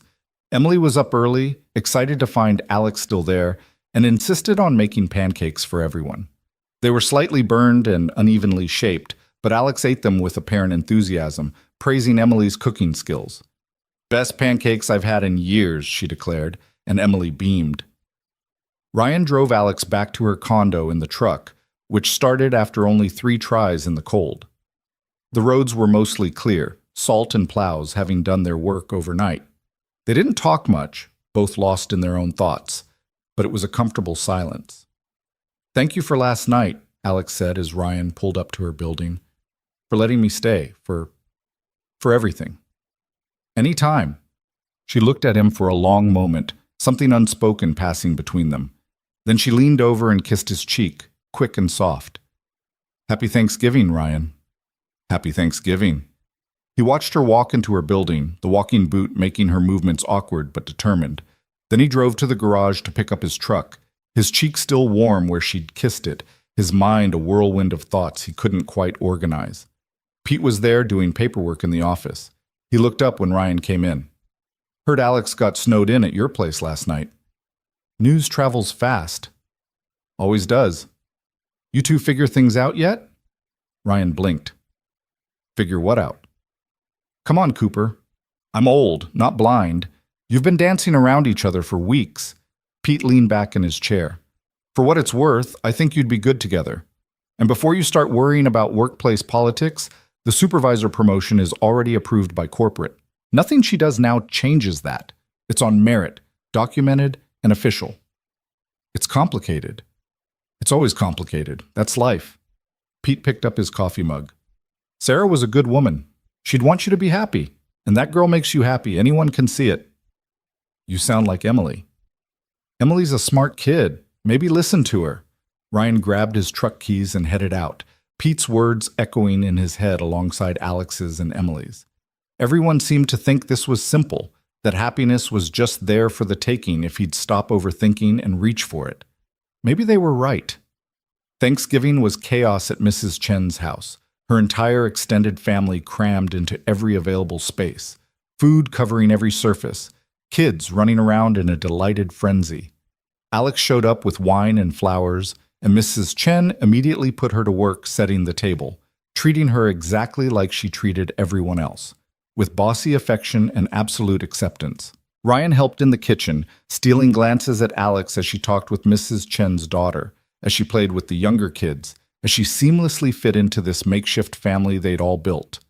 Emily stuck close to her, proudly introducing her to everyone as my friend Alex, who's also my dad's friend, and she's really nice, and she broke her leg, but she's getting better. They ate until they couldn't move, then ate dessert anyway because Mrs. Chen insisted, and you didn't argue with Mrs. Chen. As evening fell and people started leaving, Ryan found himself on the back porch with Alex, both of them wrapped in blankets, watching stars emerge in the clear, cold sky. This is the best Thanksgiving I've had in 10 years, Alex said softly. Maybe ever. Corporate events not measuring up? Corporate events are performances. This was real. She turned to look at him. You've built something amazing, Ryan. This life, this family. Emily, Mrs. Chen, even Pete and the guys at the garage. You've created something real and good. I just tried to keep going after Sarah died. This sort of happened around me. No, you made this happen by being the kind of person people want in their lives. Alex pulled her blanket tighter. I spent so long building the wrong things. I want to build the right things now. I want what you have. Alex, I'm falling in love with you, she said, the words tumbling out in a rush. I know that's complicated and probably inappropriate, and I'm your boss, so this creates all kinds of problems. I know you're still grieving Sarah, and Emily has to come first, and there are 1,000 reasons why this is a terrible idea. But I needed to say it, in the daylight like I promised, when I'm sure. I'm falling in love with you, Ryan Cooper, and I don't know what to do about it. Ryan's heart was hammering so hard he could hear it. I'm in love with you too. The words hung in the cold air between them, simple and true and terrifying. You are? Yeah, I think I have been since you asked me to stay at the hospital, maybe before. Ryan took her hand, their fingers cold then warm where they touched. I'm scared. Of messing this up, of it affecting work, of Emily getting hurt if things don't work out. I'm scared of a lot of things. Me too. But I'm more scared of not trying, of looking back someday and wondering what if. Ryan squeezed her hand. Sarah told Emily I needed to promise to be happy. I think maybe this is what she meant. Alex's eyes were bright with tears. So what do? We try. Carefully, slowly, figuring it out as we go. We tell Emily first, make sure she's okay with this. We're professional at work, keep boundaries there. And we try. Trying is what matters, Alex said, echoing her own words to Emily. Yeah, it is. Ryan leaned in, and Alex met him halfway, and their first kiss was soft and tentative and perfect. It tasted like possibility and hope, and the courage to build something new from the ashes of what came before. When they pulled apart, Alex was smiling through tears, and Ryan felt lighter than he had in 3 years. This is crazy, Alex whispered. Completely crazy. We're really doing this? Yeah, Ryan said. We really are. Inside, through the window, they could see Emily and the other kids playing, Mrs. Chen directing her family with gentle authority, the warm light and laughter of people who cared about each other. Life, messy and complicated and beautiful, going on the way It always did. Ryan kissed Alex again, taking his time now, and thought about roads and crashes and the strange ways the universe brought people together, about how sometimes the worst moments led to the best things, about courage and grief and the terrifying, wonderful leap of trying again. "Happy Thanksgiving," he murmured against her lips. "Happy Thanksgiving," Alex said back. And somewhere in the cold November night, with snow beginning to fall again and stars watching overhead, two broken people began the careful work of building something whole. They told Emily the next morning over breakfast.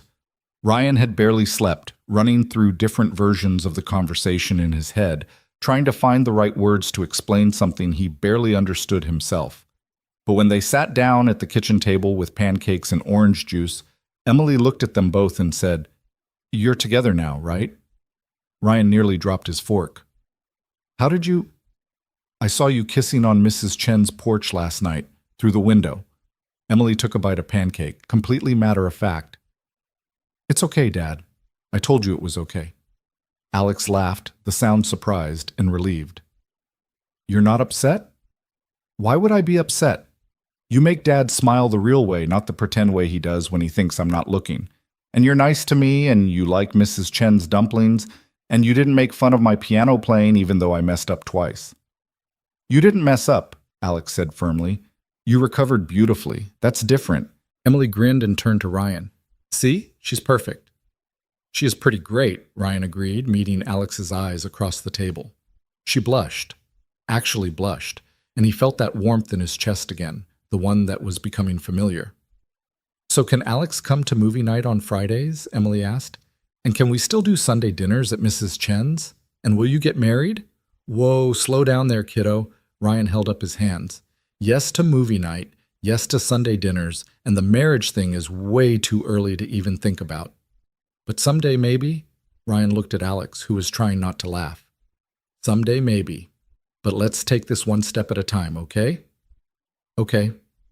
Emily finished her pancakes and carried her plate to the sink.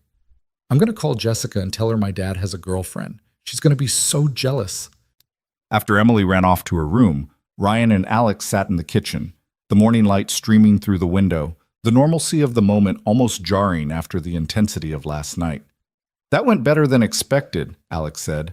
"She's been planning this since before we figured it out ourselves." "Smart kid." Takes after her mother, Ryan reached across the table and took Alex's hand. "So, we're really doing this." "We're really doing this." Alex squeezed his fingers. "What's the plan? How do we handle work?" "Carefully. Pete knows. He's fine with it. But we keep things professional at the garage. No favoritism, no public displays of affection, nothing that makes the other guys uncomfortable or gives corporate any reason to question the promotion." "Agreed. And I want to be clear, the promotion is happening regardless of us. Torres already signed off. It's in the system. It's done. This doesn't change that." "I know. I trust you." Ryan paused. "That's new for me. Trusting someone this fast. It's new for me too. After Michael, I swore off relationships for a while. Figured I was better off alone." Alex smiled softly. "Then some guy pulled me out of a wrecked car and turned my whole life upside down.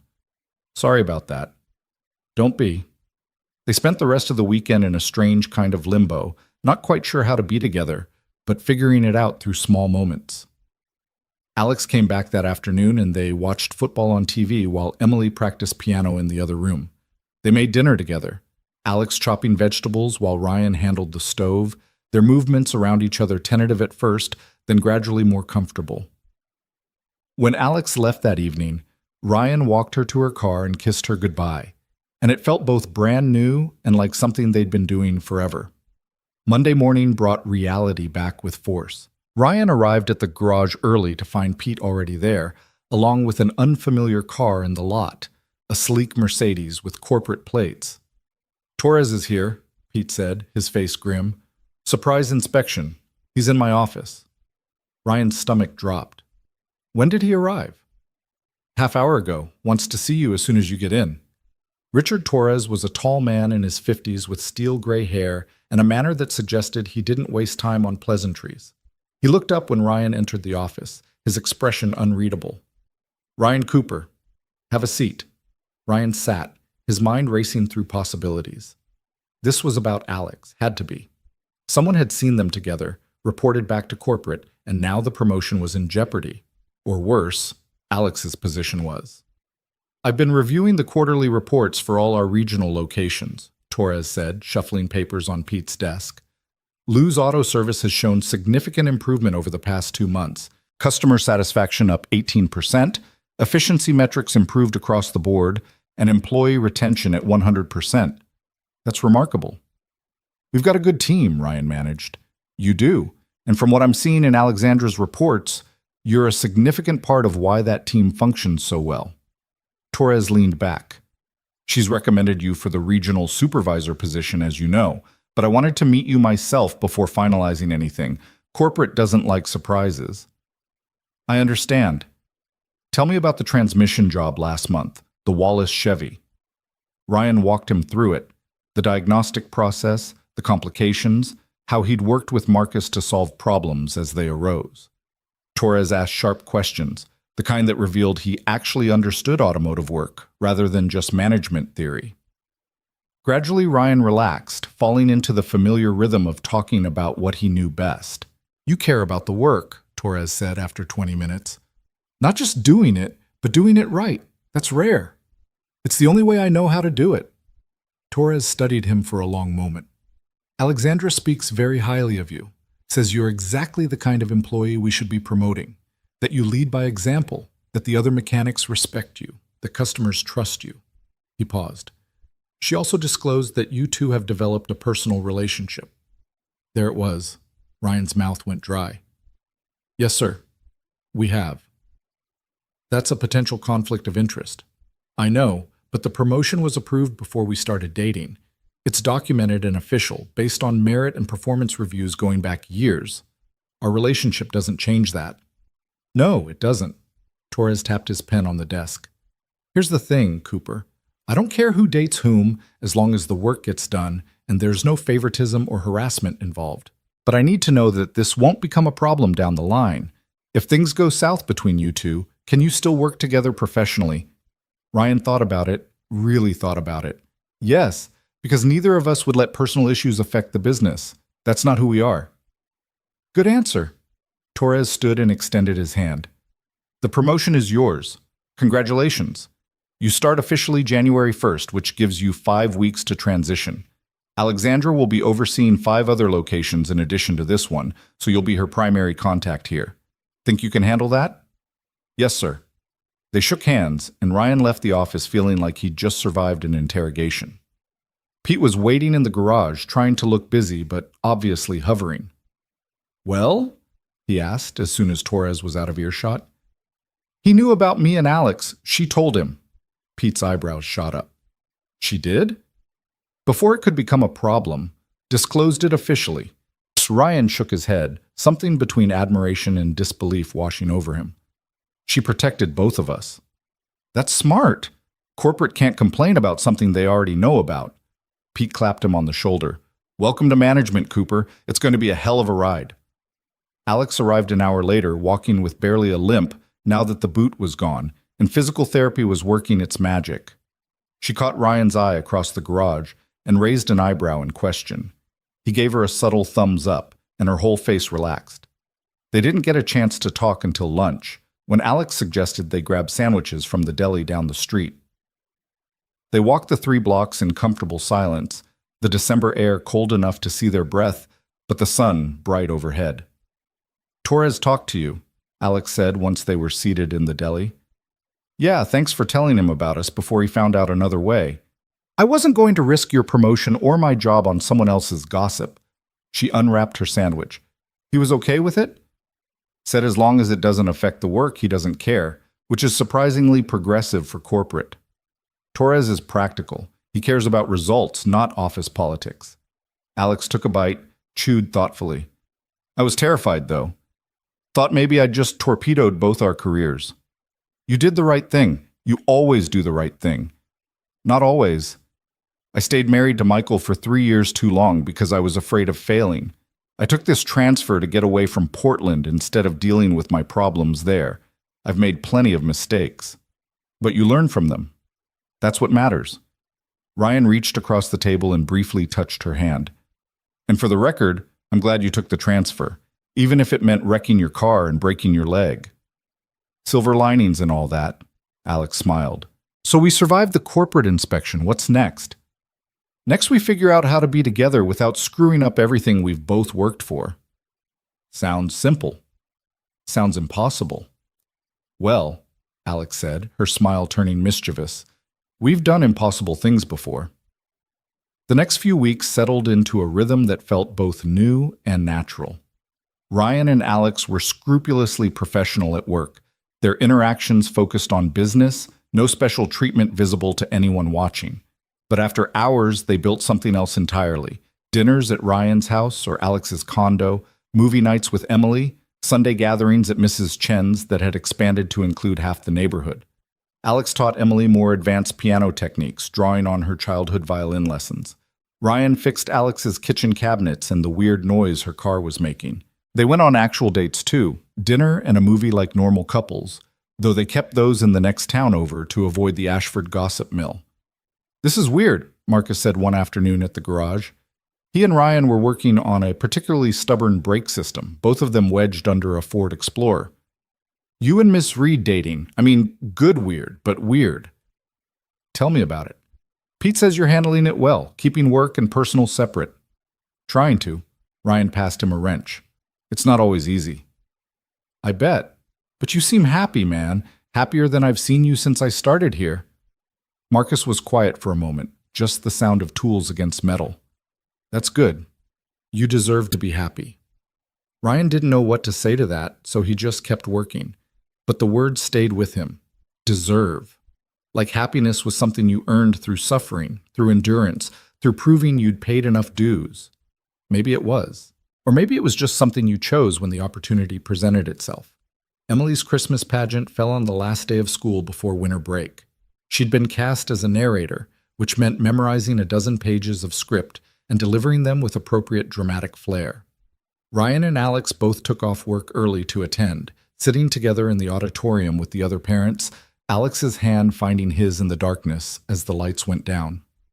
Emily was perfect, her voice clear and confident as she guided the audience through the story. When it was over and the applause thundered through the space, Ryan felt that familiar ache in his chest, pride and loss tangled together, wishing Sarah could see this, grateful that Alex was here to witness it instead. She's incredible, Alex whispered as they stood to leave. She really is.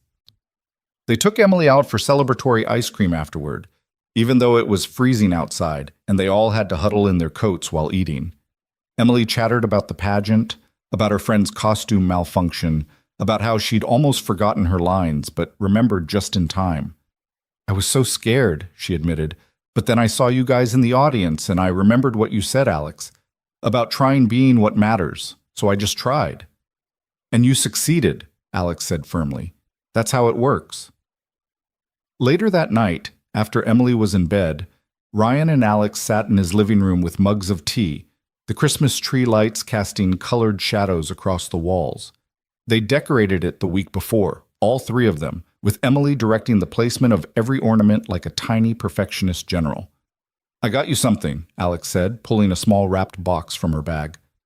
Early Christmas present. Ryan took it, surprised.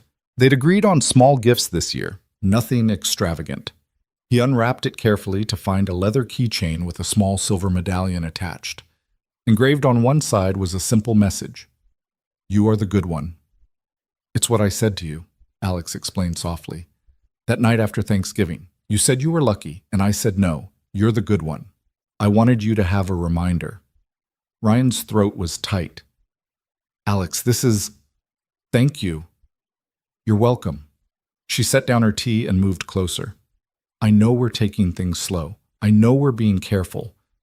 But I need you to know that this isn't casual for me.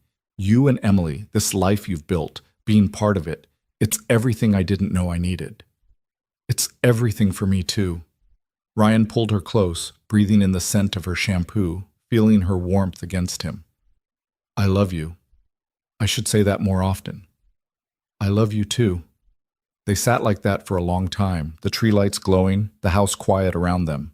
Through the window, Ryan could see snow beginning to fall, soft and steady, blanketing the world in white. It felt like peace, like hope, like the ending of one chapter and the beginning of another. Christmas came with all its chaos and joy. Emily woke them at 6 in the morning. Alex had stayed over on Christmas Eve after they'd spent hours assembling the bike Emily had been begging for, and dragged them both downstairs to the tree. Alex had brought gifts for everyone, thoughtful things that showed she'd been paying attention. A new toolkit for Ryan, piano books for Emily, a ridiculous sweater for Mrs. Chen that the older woman loved immediately. Ryan's gift to Alex was a vintage violin he'd found at an estate sale and had restored by a professional. When she opened it, she went completely still, her eyes filling with tears. "Ryan, this is too much. You said it was never too late to do what you love. So do what you love." He touched her face gently. "Play for us sometime." "I will. I promise." They spent Christmas Day at Mrs. Chen's, the house packed with people and food and laughter. Alex fit in like she'd always been there, helping in the kitchen, playing games with the kids, listening to Mrs. Chen's stories about the old country with genuine interest. Watching her, Ryan felt something settle in his chest. Certainty. This was right. This was real. This was what building the right things looked like. But the universe, Ryan was learning, had a way of testing certainty. The call came 2 days after Christmas, early in the morning. Ryan's phone buzzing insistently pulled him from sleep. Unknown number, Seattle area code. He almost ignored it. Then something made him answer. "Mr. Cooper, this is Stevens and Associates law firm. We're calling on behalf of Michael Reed regarding his divorce from Alexandra Reed." Ryan was instantly awake. "What about it?" "Mr. Reed has concerns regarding the nature of Ms. Reed's relationship with you and how it might impact the final settlement. We'd like to request a meeting to discuss—" "No." Ryan's voice was flat. "Alex's divorce is her business, not mine. You want to discuss something, you talk to her lawyer." "Mr. Cooper, we can make this easy or difficult. Mr. Reed simply wants to ensure that his soon-to-be ex-wife isn't in a relationship that began before the separation, as that would affect the settlement terms. The separation was 6 months before I even met Alex. The divorce was filed 4 months before that, so there's nothing to discuss." Ryan was out of bed now, pacing. "Don't call me again. And if Michael Reed has a problem, he can talk to Alex directly instead of hiding behind lawyers." He hung up, his hand shaking with anger. The phone rang again immediately. He ignored it this time, then blocked the number. Then he called Alex. She answered on the second ring, sounding groggy. "Ryan, what's wrong?" "Your ex-husband's lawyers just called me. They're trying to claim our relationship affects the divorce settlement." A long silence. Then Alex's voice, tight and controlled. "I'm coming over." She arrived 20 minutes later, still in pajamas with a coat thrown over them, her hair uncombed and her face pale with fury. Ryan had made coffee, and they sat at the kitchen table while Alex explained. "Michael's been fighting the settlement for months. He wants half my retirement, half my savings, even though we kept separate accounts and the marriage only lasted 4 years. His lawyer is looking for any angle to prove I was unfaithful or that I'm not negotiating in good faith." She pressed her hands flat on the table like she was physically holding herself together. "This is my fault. I should have warned you this might happen." "How is this your fault? You left him, filed for divorce, followed every rule."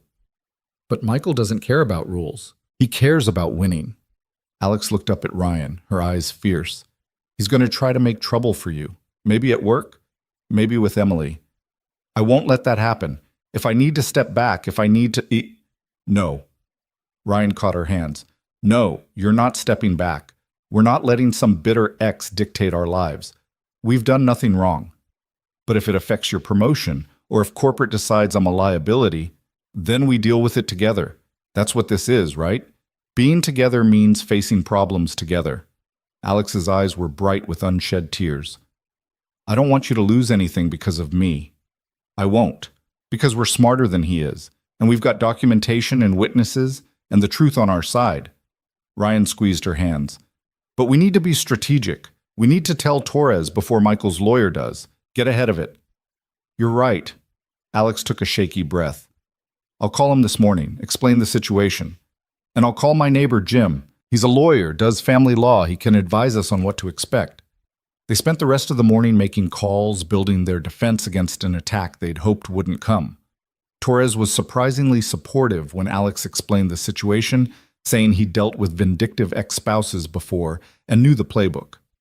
Jim, who Ryan had helped numerous times with car troubles and had never properly paid him back, offered his services pro bono to make sure Michael's lawyers couldn't manufacture any legal trouble.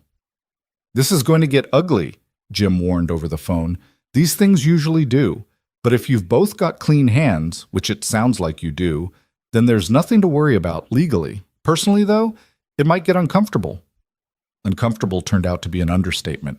Over the next 2 weeks, Michael's lawyer tried every angle, calling the garage directly and asking Pete invasive questions about when Ryan and Alex started dating, contacting Ashford General to request Alex's hospital records from the accident, even showing up at Mrs. Chen's house to ask about Sunday dinners. Mrs. Chen, bless her, slammed the door in his face and called Ryan immediately. "Rude man in bad suit asking about you and Alex. I tell him nothing. Next time he come, I have my grandson talk to him. Very big grandson." The pressure was constant and exhausting. Alex grew quieter, more withdrawn, carrying guilt that no amount of reassurance could fully erase. Ryan watched her pull back bit by bit, protecting him and Emily from her ex-husband's vindictiveness by creating distance. She stopped coming to Sunday dinners. She declined movie nights. She was professional to the point of coldness at work. And when Ryan tried to talk to her about it, she deflected. "I just need to get through this," she said. "Once the divorce is final, once Michael's lawyer realizes there's nothing to find, it'll all blow over." But Ryan knew better. He'd seen this before in Sarah's final months, the way she'd tried to protect him and Emily from her pain by shouldering it alone. It hadn't worked then, and it wouldn't work now. He found her one evening in early January, sitting alone in her condo, the place dark except for the lamp by the couch. She looked small and tired, nothing like the confident woman who'd walked into the garage that first day. "Hey," Ryan said softly, letting himself in with the key she'd given him. "Rough day?" "They're all rough days lately." Alex didn't look up. "Michael's lawyer sent another letter. They're threatening to subpoena Emily, ask her about when we started dating, whether I was ever at your house before Thanksgiving." Ryan's blood went cold. "They can't do that. She's 9 years old." "They can try. Jim says it won't go anywhere, that no judge would allow it, but just the threat—" Alex's voice broke. "I can't let Emily get dragged into this. I won't." "So what are you saying?" "I'm saying maybe we should take a break, just until the divorce is final, until Michael realizes he can't hurt me anymore." "No." "Ryan, no."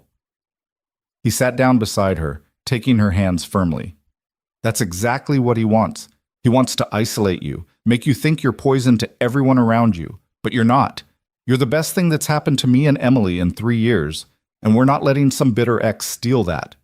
But Emily is tougher than you think, and she loves you. She asked me last week when you were going to come back to movie nights because it's not the same without you." Ryan waited until Alex looked at him.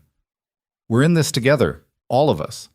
Mrs. Chen, Pete, Jim, me, Emily.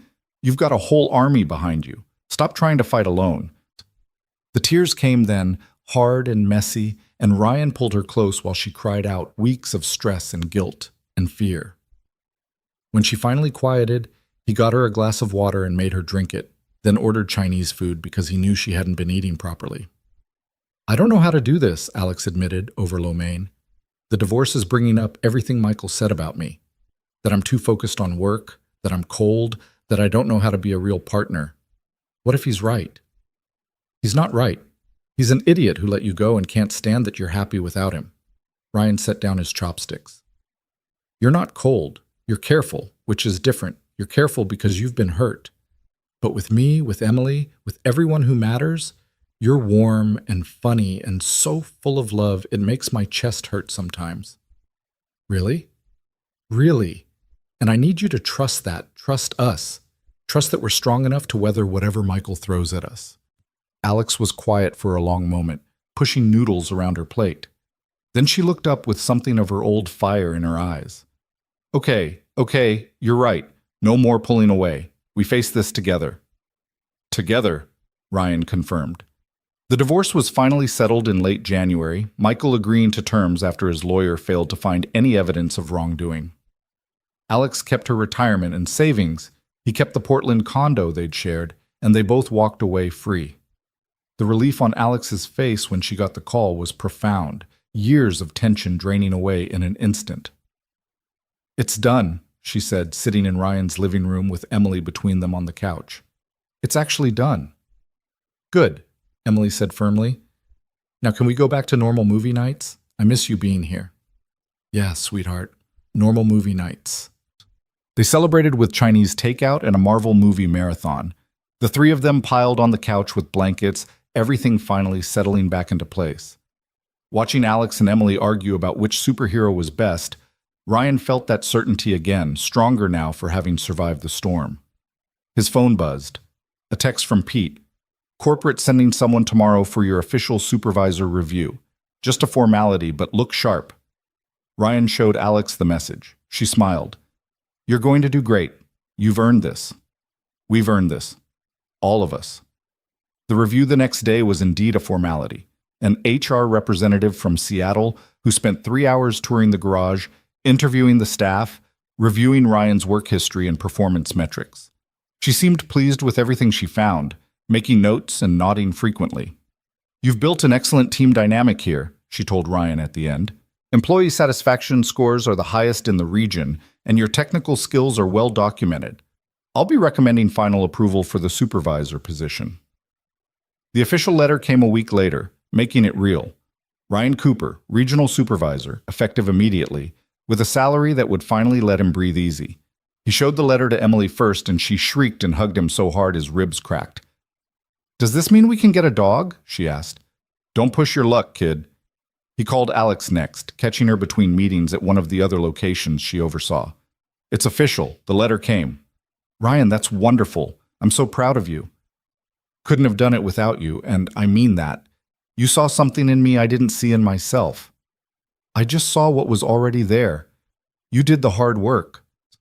That night, they celebrated at the nicest restaurant in Ashford, just the two of them, Alex in a dress that made Ryan forget how to form sentences, and Ryan in the one suit he owned that still fit.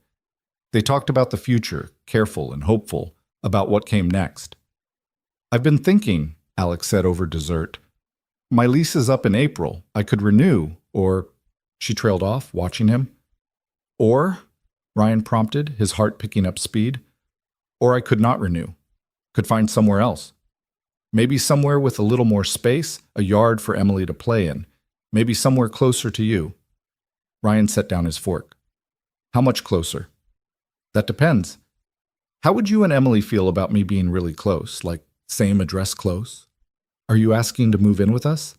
"I'm floating the idea. We've been together 4 months now, which is fast by normal standards, but nothing about us has been normal." Alex was nervous, he realized, her fingers fidgeting with her napkin.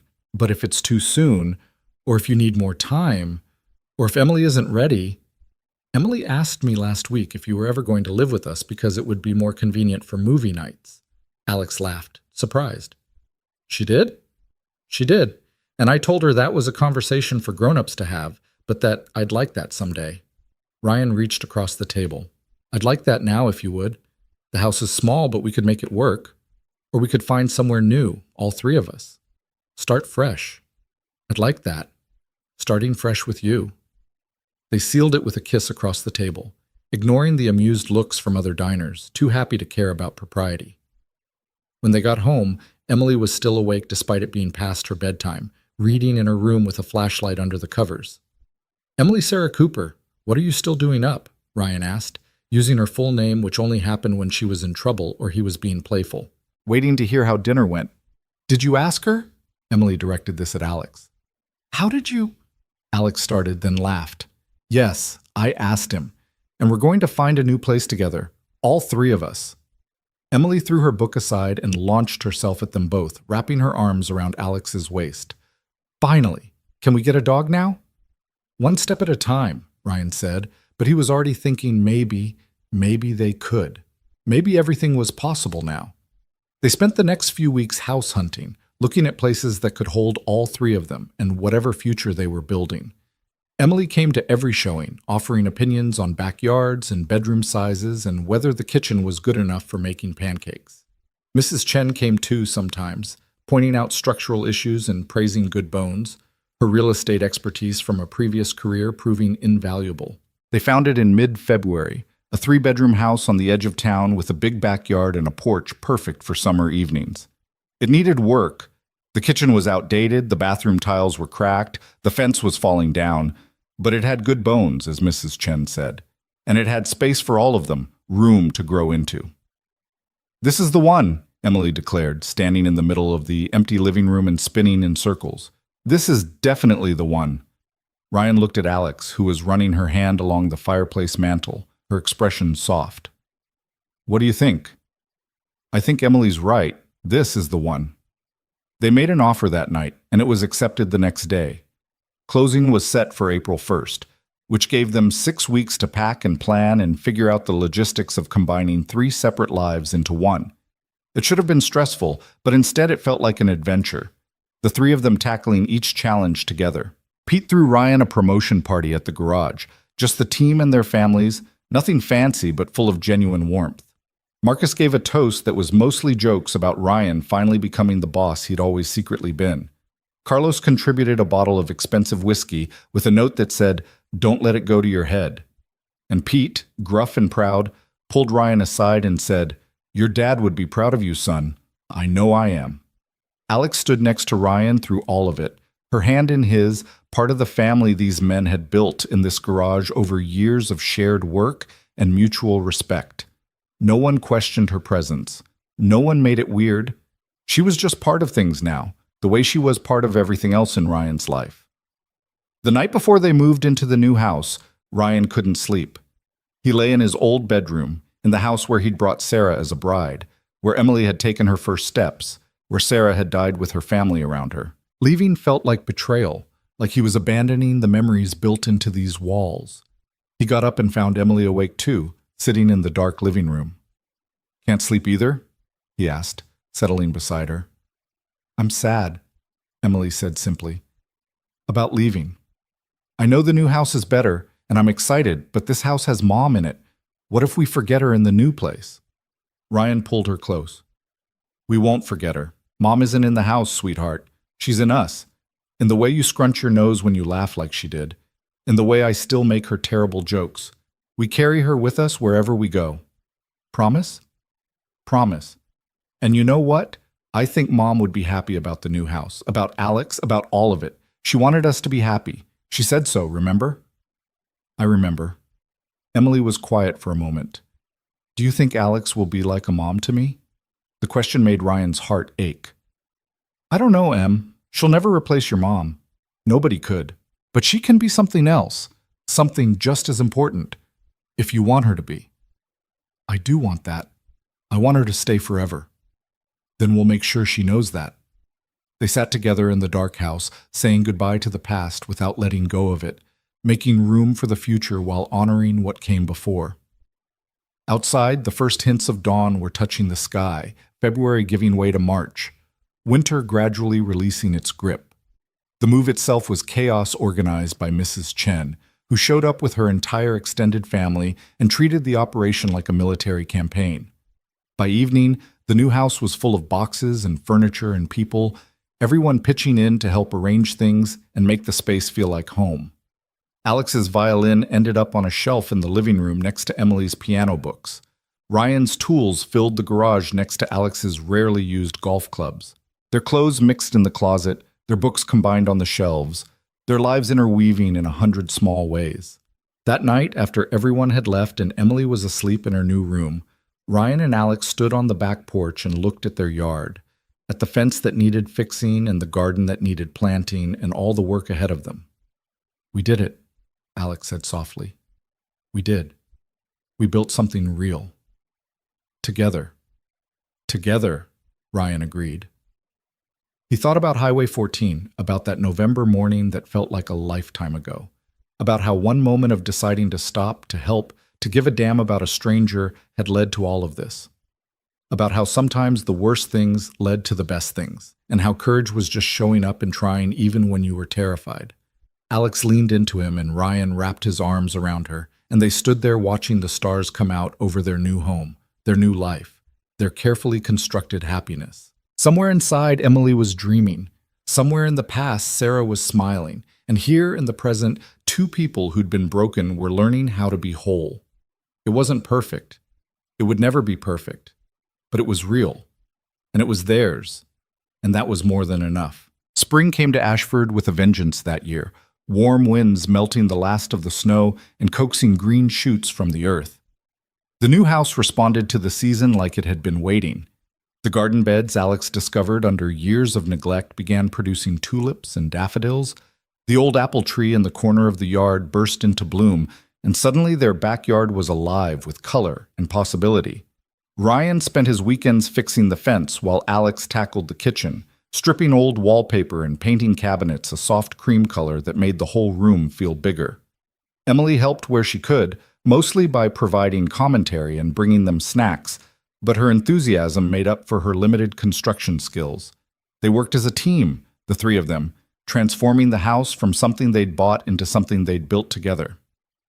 "This is harder than I expected," Alex said one Saturday afternoon, surveying their progress with paint-speckled hands. They'd been working for 6 hours straight, and the kitchen was only half done. "How do people do home renovation shows where everything's finished in a weekend?" "They have crews and budgets and editors," Ryan said, wiping sweat from his forehead. "We've got determination and YouTube tutorials." "And Mrs. Chen," Emily added. She was sitting at the kitchen table, taking a break from her job of removing old cabinet hardware. "She said she's bringing her grandson over next week to help with the heavy stuff." "That woman is a saint," Alex said. "I don't know what we'd do without her." "Probably still be painting," Ryan agreed. The work was exhausting but satisfying in ways Ryan hadn't anticipated. Every repair, every improvement, every small victory felt like they were claiming the house as theirs. This wasn't Sarah's house, wasn't the place where grief lived in every corner. This was new, untainted by loss, full of possibility. He could breathe here in a way he hadn't been able to in years. But change, Ryan was learning, never came without complications. The first real test came in early April when Emily's school called. Ryan was at the garage, deep in a complicated engine rebuild, when his phone rang. The school's number always made his stomach drop. Nothing good ever started with a call from the principal. "Mr. Cooper, this is Principal Davidson. I'm calling about Emily. There was an incident at recess today." Ryan's heart kicked into overdrive. "Is she hurt?" "No, she's fine physically, but she got into a fight with another student, pushed him hard enough that he fell and scraped his knee. We have a zero-tolerance policy for physical altercation, so she's suspended for the rest of the day. You'll need to come pick her up." A fight. Emily, who avoided conflict like other kids avoided vegetables, who cried when she accidentally stepped on ants. There has to be more to this. Emily doesn't just push people. "We're still gathering information, but regardless of the circumstances, physical violence results in automatic suspension. Can you be here within the hour?" Ryan promised he would be, hung up, and immediately called Alex. She was at another location 40 minutes away but said she'd meet him at the school. Then he told Pete he had a family emergency and drove to Ashford Elementary, his mind spinning through possibilities. He found Emily in the principal's office, her face red and tear-streaked, her arms crossed defensively across her chest. She wouldn't look at him when he came in. "Em, what happened?" "I don't want to talk about it." Principal Davidson, a kind woman in her 50s who'd been running the school since before Emily was born, gestured for Ryan to step into the hallway. The other student, Jason Miller, was apparently teasing Emily about her family situation, specifically about Ms. Reed living with you. He said some unkind things. Emily asked him to stop. He didn't, and she pushed him. Ryan's jaw tightened. "What exactly did he say?" "I'd rather not repeat it, but it was inappropriate and hurtful, and we'll be addressing it with Jason and his parents as well." Davidson's expression was sympathetic. "I know Emily's been through a lot, losing her mother, adjusting to a new family dynamic. But we can't allow physical responses to verbal provocation. I'm sure you understand." Ryan understood, but he didn't like it. "How long is the suspension?" "Just today. But you'll need to write an apology letter to Jason, and we'd like you to come in Monday for a parent conference. Ms. Reed is welcome to attend as well, if she's available." Alex arrived just as they were wrapping up, slightly out of breath from rushing. She took one look at Emily's face and immediately knelt down beside her. "Hey, kiddo. Rough day." Emily's composure crumbled. She threw herself into Alex's arms and sobbed, all the fear and anger and hurt pouring out in broken words about Jason and his mean comments and how she was sorry, but he wouldn't stop, and she didn't know what else to do. "It's okay," Alex murmured, holding her tight. "It's okay to be upset. We'll figure this out together." They drove home in Alex's car, Emily wedged between them in the back seat, even though she was probably too big for that, needing the physical contact. At home, Ryan made hot chocolate while Alex got Emily settled on the couch with blankets. Then they both sat down and let Emily tell the whole story. Jason Miller had apparently decided that Emily's new family situation was prime teasing material. It had started small, jokes about Emily having two moms now, questions about whether Alex was her real mother, or just pretending. Emily had ignored it for weeks, the way the school counselor had taught her to handle bullies. But that day at recess, Jason had escalated. "He said that Alex was only with us because she felt sorry for me not having a real mom," Emily said, her voice small, "and that she'd leave once she got tired of playing house. And I told him to shut up, and he laughed and said everyone knew it was true, that you can't just replace someone's mom with a random lady." She looked up at Alex with devastated eyes. "And I know you're not trying to replace Mom, but he made it sound so awful, and I pushed him. I didn't mean for him to fall." Alex's face had gone very still. "Oh, Emily. I'm sorry. I know I shouldn't have pushed him, but he was lying and I wanted him to stop." "He was lying," Alex said firmly. "Every word. I'm not trying to replace your mom. Nobody could ever do that. And I'm not here because I feel sorry for anyone. I'm here because I love you and your dad because you've become my family, and that's real. That's not playing house. That's just house." "Really, really, truly crossed my heart." Alex pulled Emily close. "And you know what? I'm proud of you for defending our family, even if the method wasn't great. It shows you care.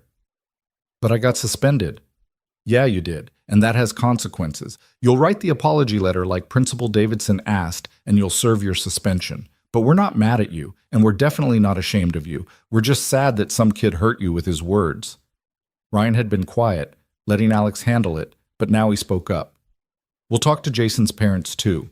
What he said wasn't okay, suspension or not. And Monday at the parent conference, we'll make sure the school understands the full situation." Emily nodded, exhausted from emotion. She fell asleep on the couch an hour later, worn out from crying and the adrenaline crash. Ryan and Alex moved to the kitchen to talk privately. "This is because of me," Alex said, her voice tight. "Because I moved in. Because people are talking. Because—" "No," Ryan cut her off. "This is because some kid is a bully, and his parents apparently haven't taught him better. This isn't your fault." "But if I wasn't here, if you weren't here, Emily would be sadder, and I'd be lonelier, and this house would be a lot emptier. Don't do that. Don't make yourself the problem when you're part of the solution." Ryan took her hands. "Kids tease. It's what they do. Emily's going to face comments about her family no matter what, about not having a mom, about me raising her alone, about whatever. At least now she's got you in her corner, too." Alex's eyes were bright with unshed tears. "I love her so much, both of you. It scares me sometimes how much." "I know. I feel the same way." They held each other in the kitchen as afternoon light slanted through the windows, drawing strength from each other the way they'd learned to do. When Emily woke up, an hour later, they made dinner together and watched a movie, enforcing the suspension rules but making sure Emily knew she was still loved.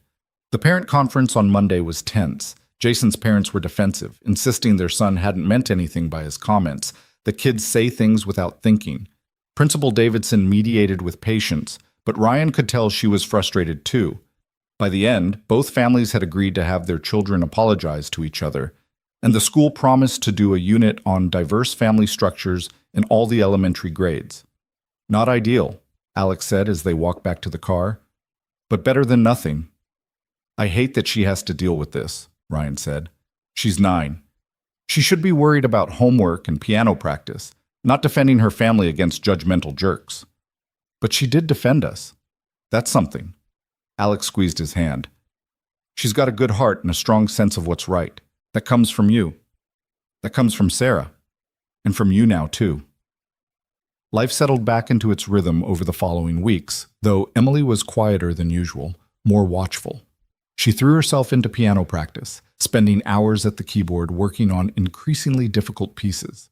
When Ryan asked if she was okay, she just said she was fine and kept playing. Alex noticed too. One evening, she found Emily in the backyard, sitting under the apple tree with her knees pulled to her chest, staring at nothing. "Mind if I join you?" Alex asked. Emily shrugged, which Alex took as permission.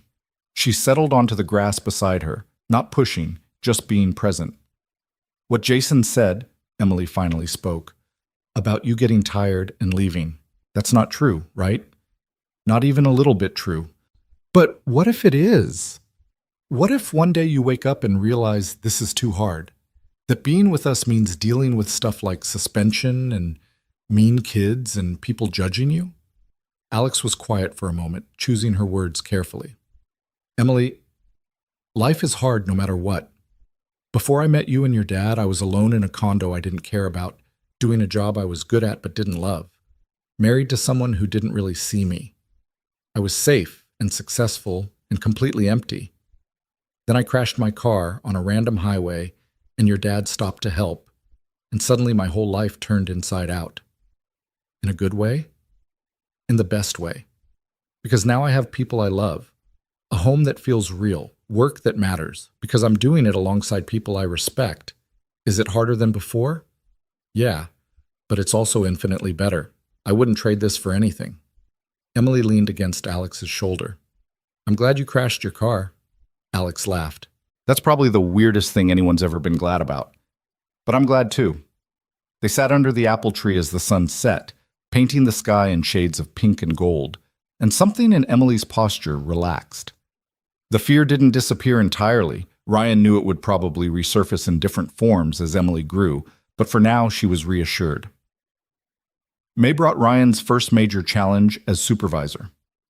One of the other mechanics at the shop, a guy named Derek, who'd been there for 8 years, started showing up late and leaving early, his work getting sloppier.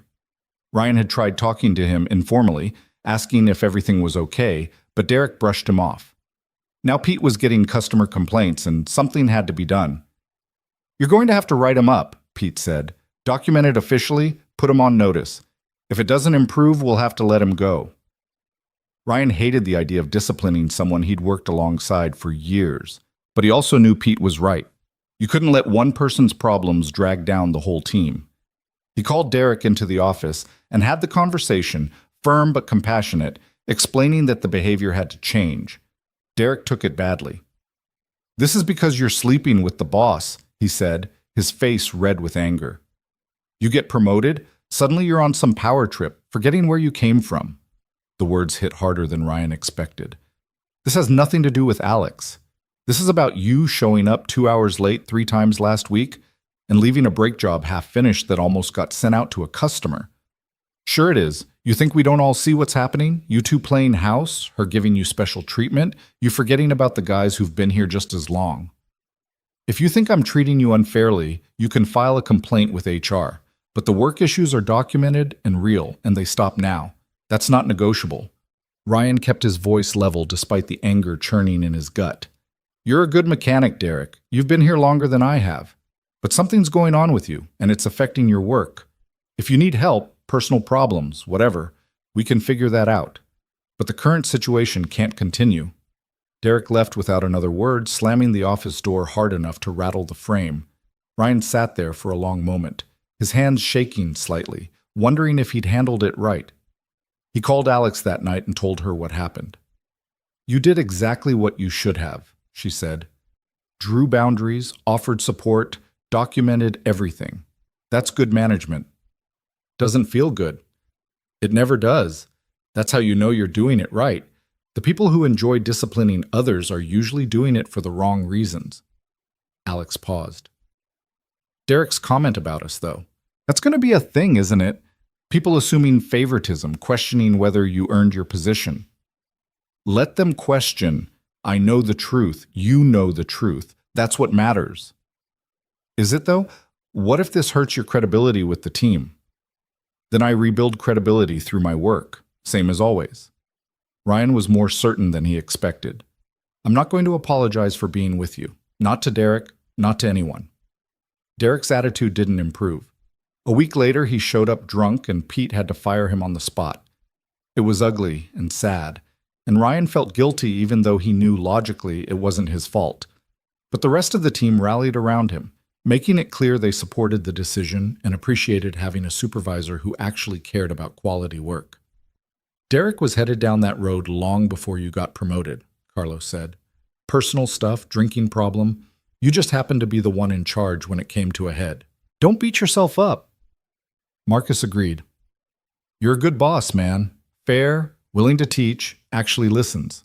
That's rare. Don't let one bitter guy make you question that. Their support meant more than Ryan could articulate. He'd been so worried about seeming weak or showing favoritism that he'd forgotten these were his friends, people who'd worked beside him for years and knew his character. Trust, he realized, wasn't something you demanded. It was something you built through consistency and honesty and showing up every day trying to do right. June brought Emily's 10th birthday and the end of the school year. They threw a party in the backyard, inviting Emily's entire class, including Jason Miller, who'd apologized months ago and had mostly left Emily alone since. Mrs. Chen made her famous dumplings, Pete brought a cake shaped like a piano, and Alex organized party games that even the cool kids admitted were fun. Watching Emily surrounded by friends, laughing and happy, Ryan felt that now familiar ache of joy and loss. Sarah should have been here for this. Should have seen their daughter turn 10, should have helped plan the party, should have been the one organizing games and cutting cake. But she wasn't, and life kept moving, and somehow that was both devastating and okay. Alex found him by the fence, away from the party noise. You all right? Yeah, just thinking about Sarah. How she'd have loved this. I'm sure she would have. Alex slipped her hand into his. I hope you know I'm not trying to take her place. Not with Emily, not in your memories. There's room for both of us. I know, and I hope you know that loving you doesn't mean loving her less. It just means my heart got bigger. Alex kissed him softly, and they stood there for a moment before Emily's voice calling for cake pulled them back to the party. That night, after all the guests had left and Emily was in bed with her new books and art supplies, Ryan and Alex cleaned up the backyard together. It had become one of their routines, this quiet working side by side, the comfortable silence that came from knowing each other deeply. I've been thinking, Alex said, gathering paper plates, about us, about the future. Ryan's hand stilled on the trash bag. Yeah? We've been living together for 3 months now. We're raising Emily together, managing our careers together, building a life together. She set down the plates and turned to face him. And I know we're taking things slow, being careful, but I don't feel like I need to be careful anymore. I feel sure. Sure about what? About this. About you. About wanting forever instead of just right now. Alex took a breath. I'm not proposing. I think that's still your job in this scenario, but I'm saying when you're ready, I'm ready. No rush, no pressure. Just wanted you to know. Ryan's heart was doing that thing again where it felt too big for his chest. What if I'm ready now? Are you? He thought about it, really thought about it. About Sarah and his promise to move forward, about Emily's happiness, about the home they'd built and the life they were living, about how Alex made him laugh and challenged him to be better, and loved his daughter like her own. About how she'd walked into his carefully controlled existence and blown it all apart in the best possible way. Yeah, he said. I think I am. Alex's smile was incandescent. Then I think we should start planning. They didn't tell Emily right away, wanting to figure out some details first. Ryan wanted to do it properly, get a ring, plan a proposal that meant something. But Emily, with her uncanny ability to read situations, figured it out within days. You're going to marry Alex, aren't you? She asked Ryan one morning over breakfast. Ryan nearly choked on his coffee. What makes you say that? You keep looking at her like Mom used to look at you in the old photos, all smiley and soft. And Alex keeps humming all the time, which she only does when she's really happy. Emily took a bite of toast. Plus, I heard you two talking last night about rings and proposals. You were supposed to be asleep. I was getting water. You weren't exactly being quiet. Emily grinned. So, when are you asking her? I don't know yet. Want to make it special. Can I help plan it? Ryan looked at his daughter, so eager and hopeful, and felt his throat tighten. Yes, sweetheart. I'd like that. They spent the next 2 weeks conspiring together, Emily full of ideas ranging from practical to completely absurd. She wanted fireworks and a flash mob, and for Ryan to propose on the beach at sunset while riding horses. Ryan gently steered her towards something more manageable, but kept the spirit of her enthusiasm. The plan they settled on was simple. A picnic at the state park where Ryan and Sarah had gotten engaged 15 years ago. It felt right to bring things full circle, to honor the past while stepping into the future. Emily helped pack the picnic basket, making sure to include all of Alex's favorite foods. Mrs. Chen contributed homemade cookies and a knowing wink. The Saturday they chose was perfect. Clear skies, warm but not hot, the kind of June day that reminded you why you lived in the Pacific Northwest. Ryan told Alex they were just going for a family outing, nothing special. She believed him right up until they arrived at the park, and Emily suddenly remembered she'd left something in the car and ran back to get it, leaving Ryan and Alex alone on the blanket overlooking the lake. "This is beautiful," Alex said, looking out at the water. "I can see why you picked this spot. I proposed to Sarah here, 15 years ago, almost to the day." Ryan watched Alex's face carefully, but she just smiled. "I'm honored you'd share this place with me. That means a lot." "It does.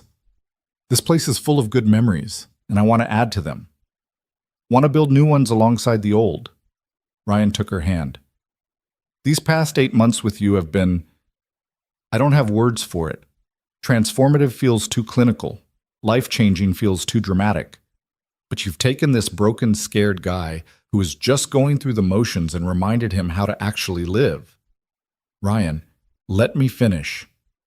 He reached into his pocket and pulled out the ring he'd spent weeks choosing. Simple, elegant, a sapphire surrounded by small diamonds because Alex had mentioned once that she'd never liked traditional engagement rings. "Alexandra Reed, you crashed into my life literally and figuratively, and I will never stop being grateful for it. You've become Emily's family and my partner and the person I want to build everything with. Will you marry me?" Alex was crying, her hands shaking as she looked at the ring, at Ryan, at the lake and the sky and the life spreading out before them.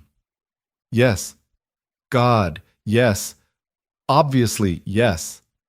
Ryan slipped the ring onto her finger, and they kissed as Emily's cheer echoed from the parking lot where she'd apparently been watching. She came running back, throwing herself at them both, the three of them tangled together on the picnic blanket, laughing and crying and holding on. "I helped plan it," Emily announced proudly. "Dad wanted to do it at home in the kitchen, but I said that was boring." "The kitchen would have been perfect," Alex said, wiping her eyes. "But this is better. Thank you for sharing this place with me, both of you." They spent the afternoon at the park, eating their picnic and making plans and watching boats drift across the lake. Emily wanted to know about the wedding: when, where, what she'd wear, whether she could help plan it. Alex promised to involve her in every decision, and Emily beamed. On the drive home, Emily fell asleep in the back seat, exhausted from excitement.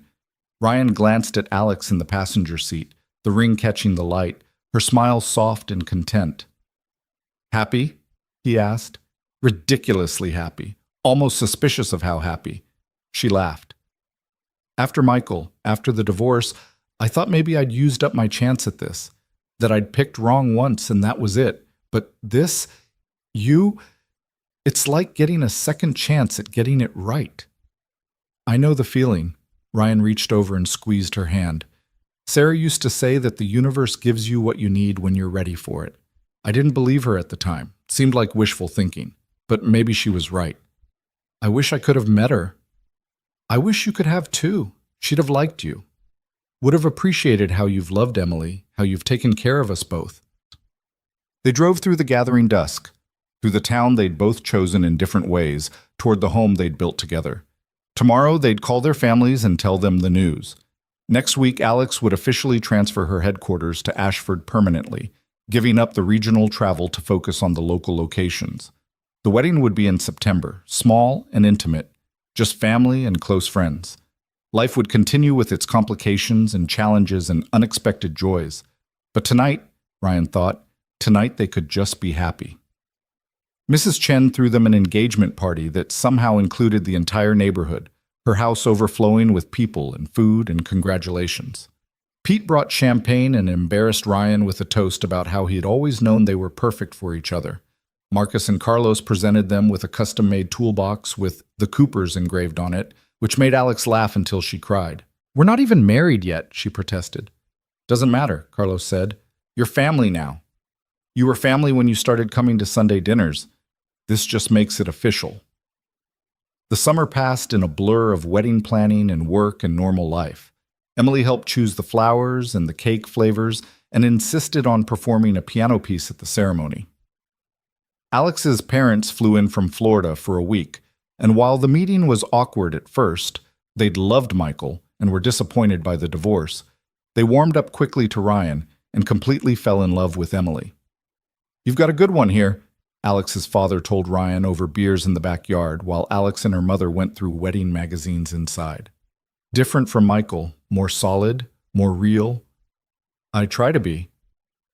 "Alex seems happy in a way she never was with him. That matters more than anything." He paused. "You know about Michael, right? About why they really divorced?" Ryan shook his head. Alex had told him it was incompatibility, different life goals, but there'd always been a sense she was leaving something out. He cheated, multiple times with multiple women.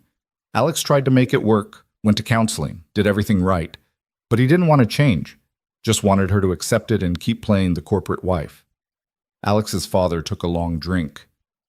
When she finally filed for divorce, he tried to destroy her, made it as difficult as possible, dragged it out for months, tried to damage her reputation at work. The stuff with the lawyers and dragging you into it, that was just the end of a long campaign of cruelty. Ryan felt sick. "She never told me that part." She wouldn't. Alex doesn't like admitting when she's been hurt, sees it as weakness, which is something her mother and I probably screwed up teaching her. He looked at Ryan seriously. "What I'm saying is, be patient with her. If she pulls away sometimes or seems guarded, it's not about you. It's about Michael training her that vulnerability gets punished." "I'm not Michael." "I can see that. But she might need reminding sometimes. Just keep showing up, keep being steady. That's what she needs most." That night, after her parents had gone back to their hotel, Ryan and Alex lay in bed, and he told her what her father had said. She was quiet for a long time. "I didn't want you to think I was damaged goods," she finally said, "or that I was bringing too much baggage into this. Everyone's got baggage. Mine is a dead wife and a kid who still has nightmares about losing me. Your baggage is a cheating ex-husband who tried to break you.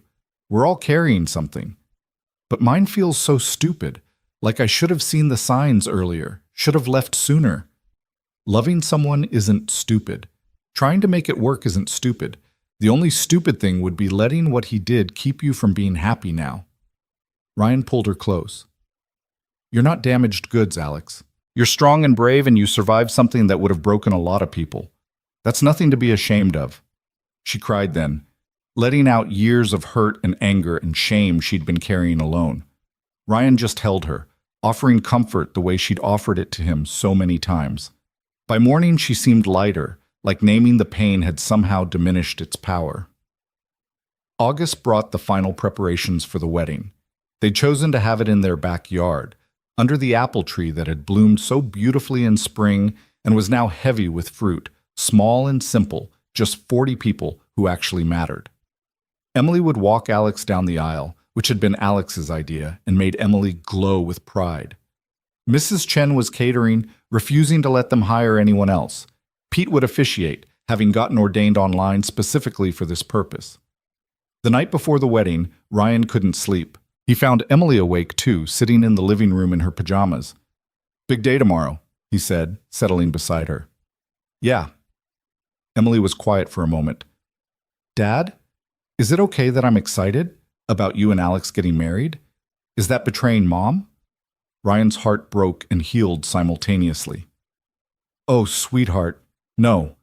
It's not betraying Mom at all. Mom wanted us to be happy, remember? She'd be excited too." "You think so?" "I know so." Ryan pulled out his phone and found the video he kept there, the one Sarah had recorded 2 weeks before she died. "I want to show you something." Mom made this for both of us. He pressed play. Sarah's face filled the screen, thin and tired, but still beautiful, still so clearly present. "Hi, my loves," her recorded voice said. "If you're watching this, it means I'm gone and you're trying to figure out how to keep going. So here's what I want you to know. Ryan, you're going to be fine. You're going to raise our daughter to be strong and kind, and you're going to find love again. And that's not just okay. That's wonderful. Don't you dare spend the rest of your life alone because you think that honors me. Honor me by living, by being happy, by showing Emily that loss doesn't mean the end of joy." Sarah turned her attention to the camera like she could see through time to this moment. "And Emily, baby girl, if Dad finds someone new, I want you to give them a chance. Not because they're replacing me, nobody could ever do that, but because they're adding to our family. Love isn't finite. There's always room for more. So be happy, both of you. Be wildly, ridiculously happy.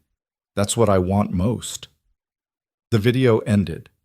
Emily was crying, but she was smiling too. She knew we'd find Alex. Maybe she did. Or maybe she just knew that we'd find someone, and she wanted to give us permission to be okay with it. They watched the video 2 more times before Emily finally felt ready for bed.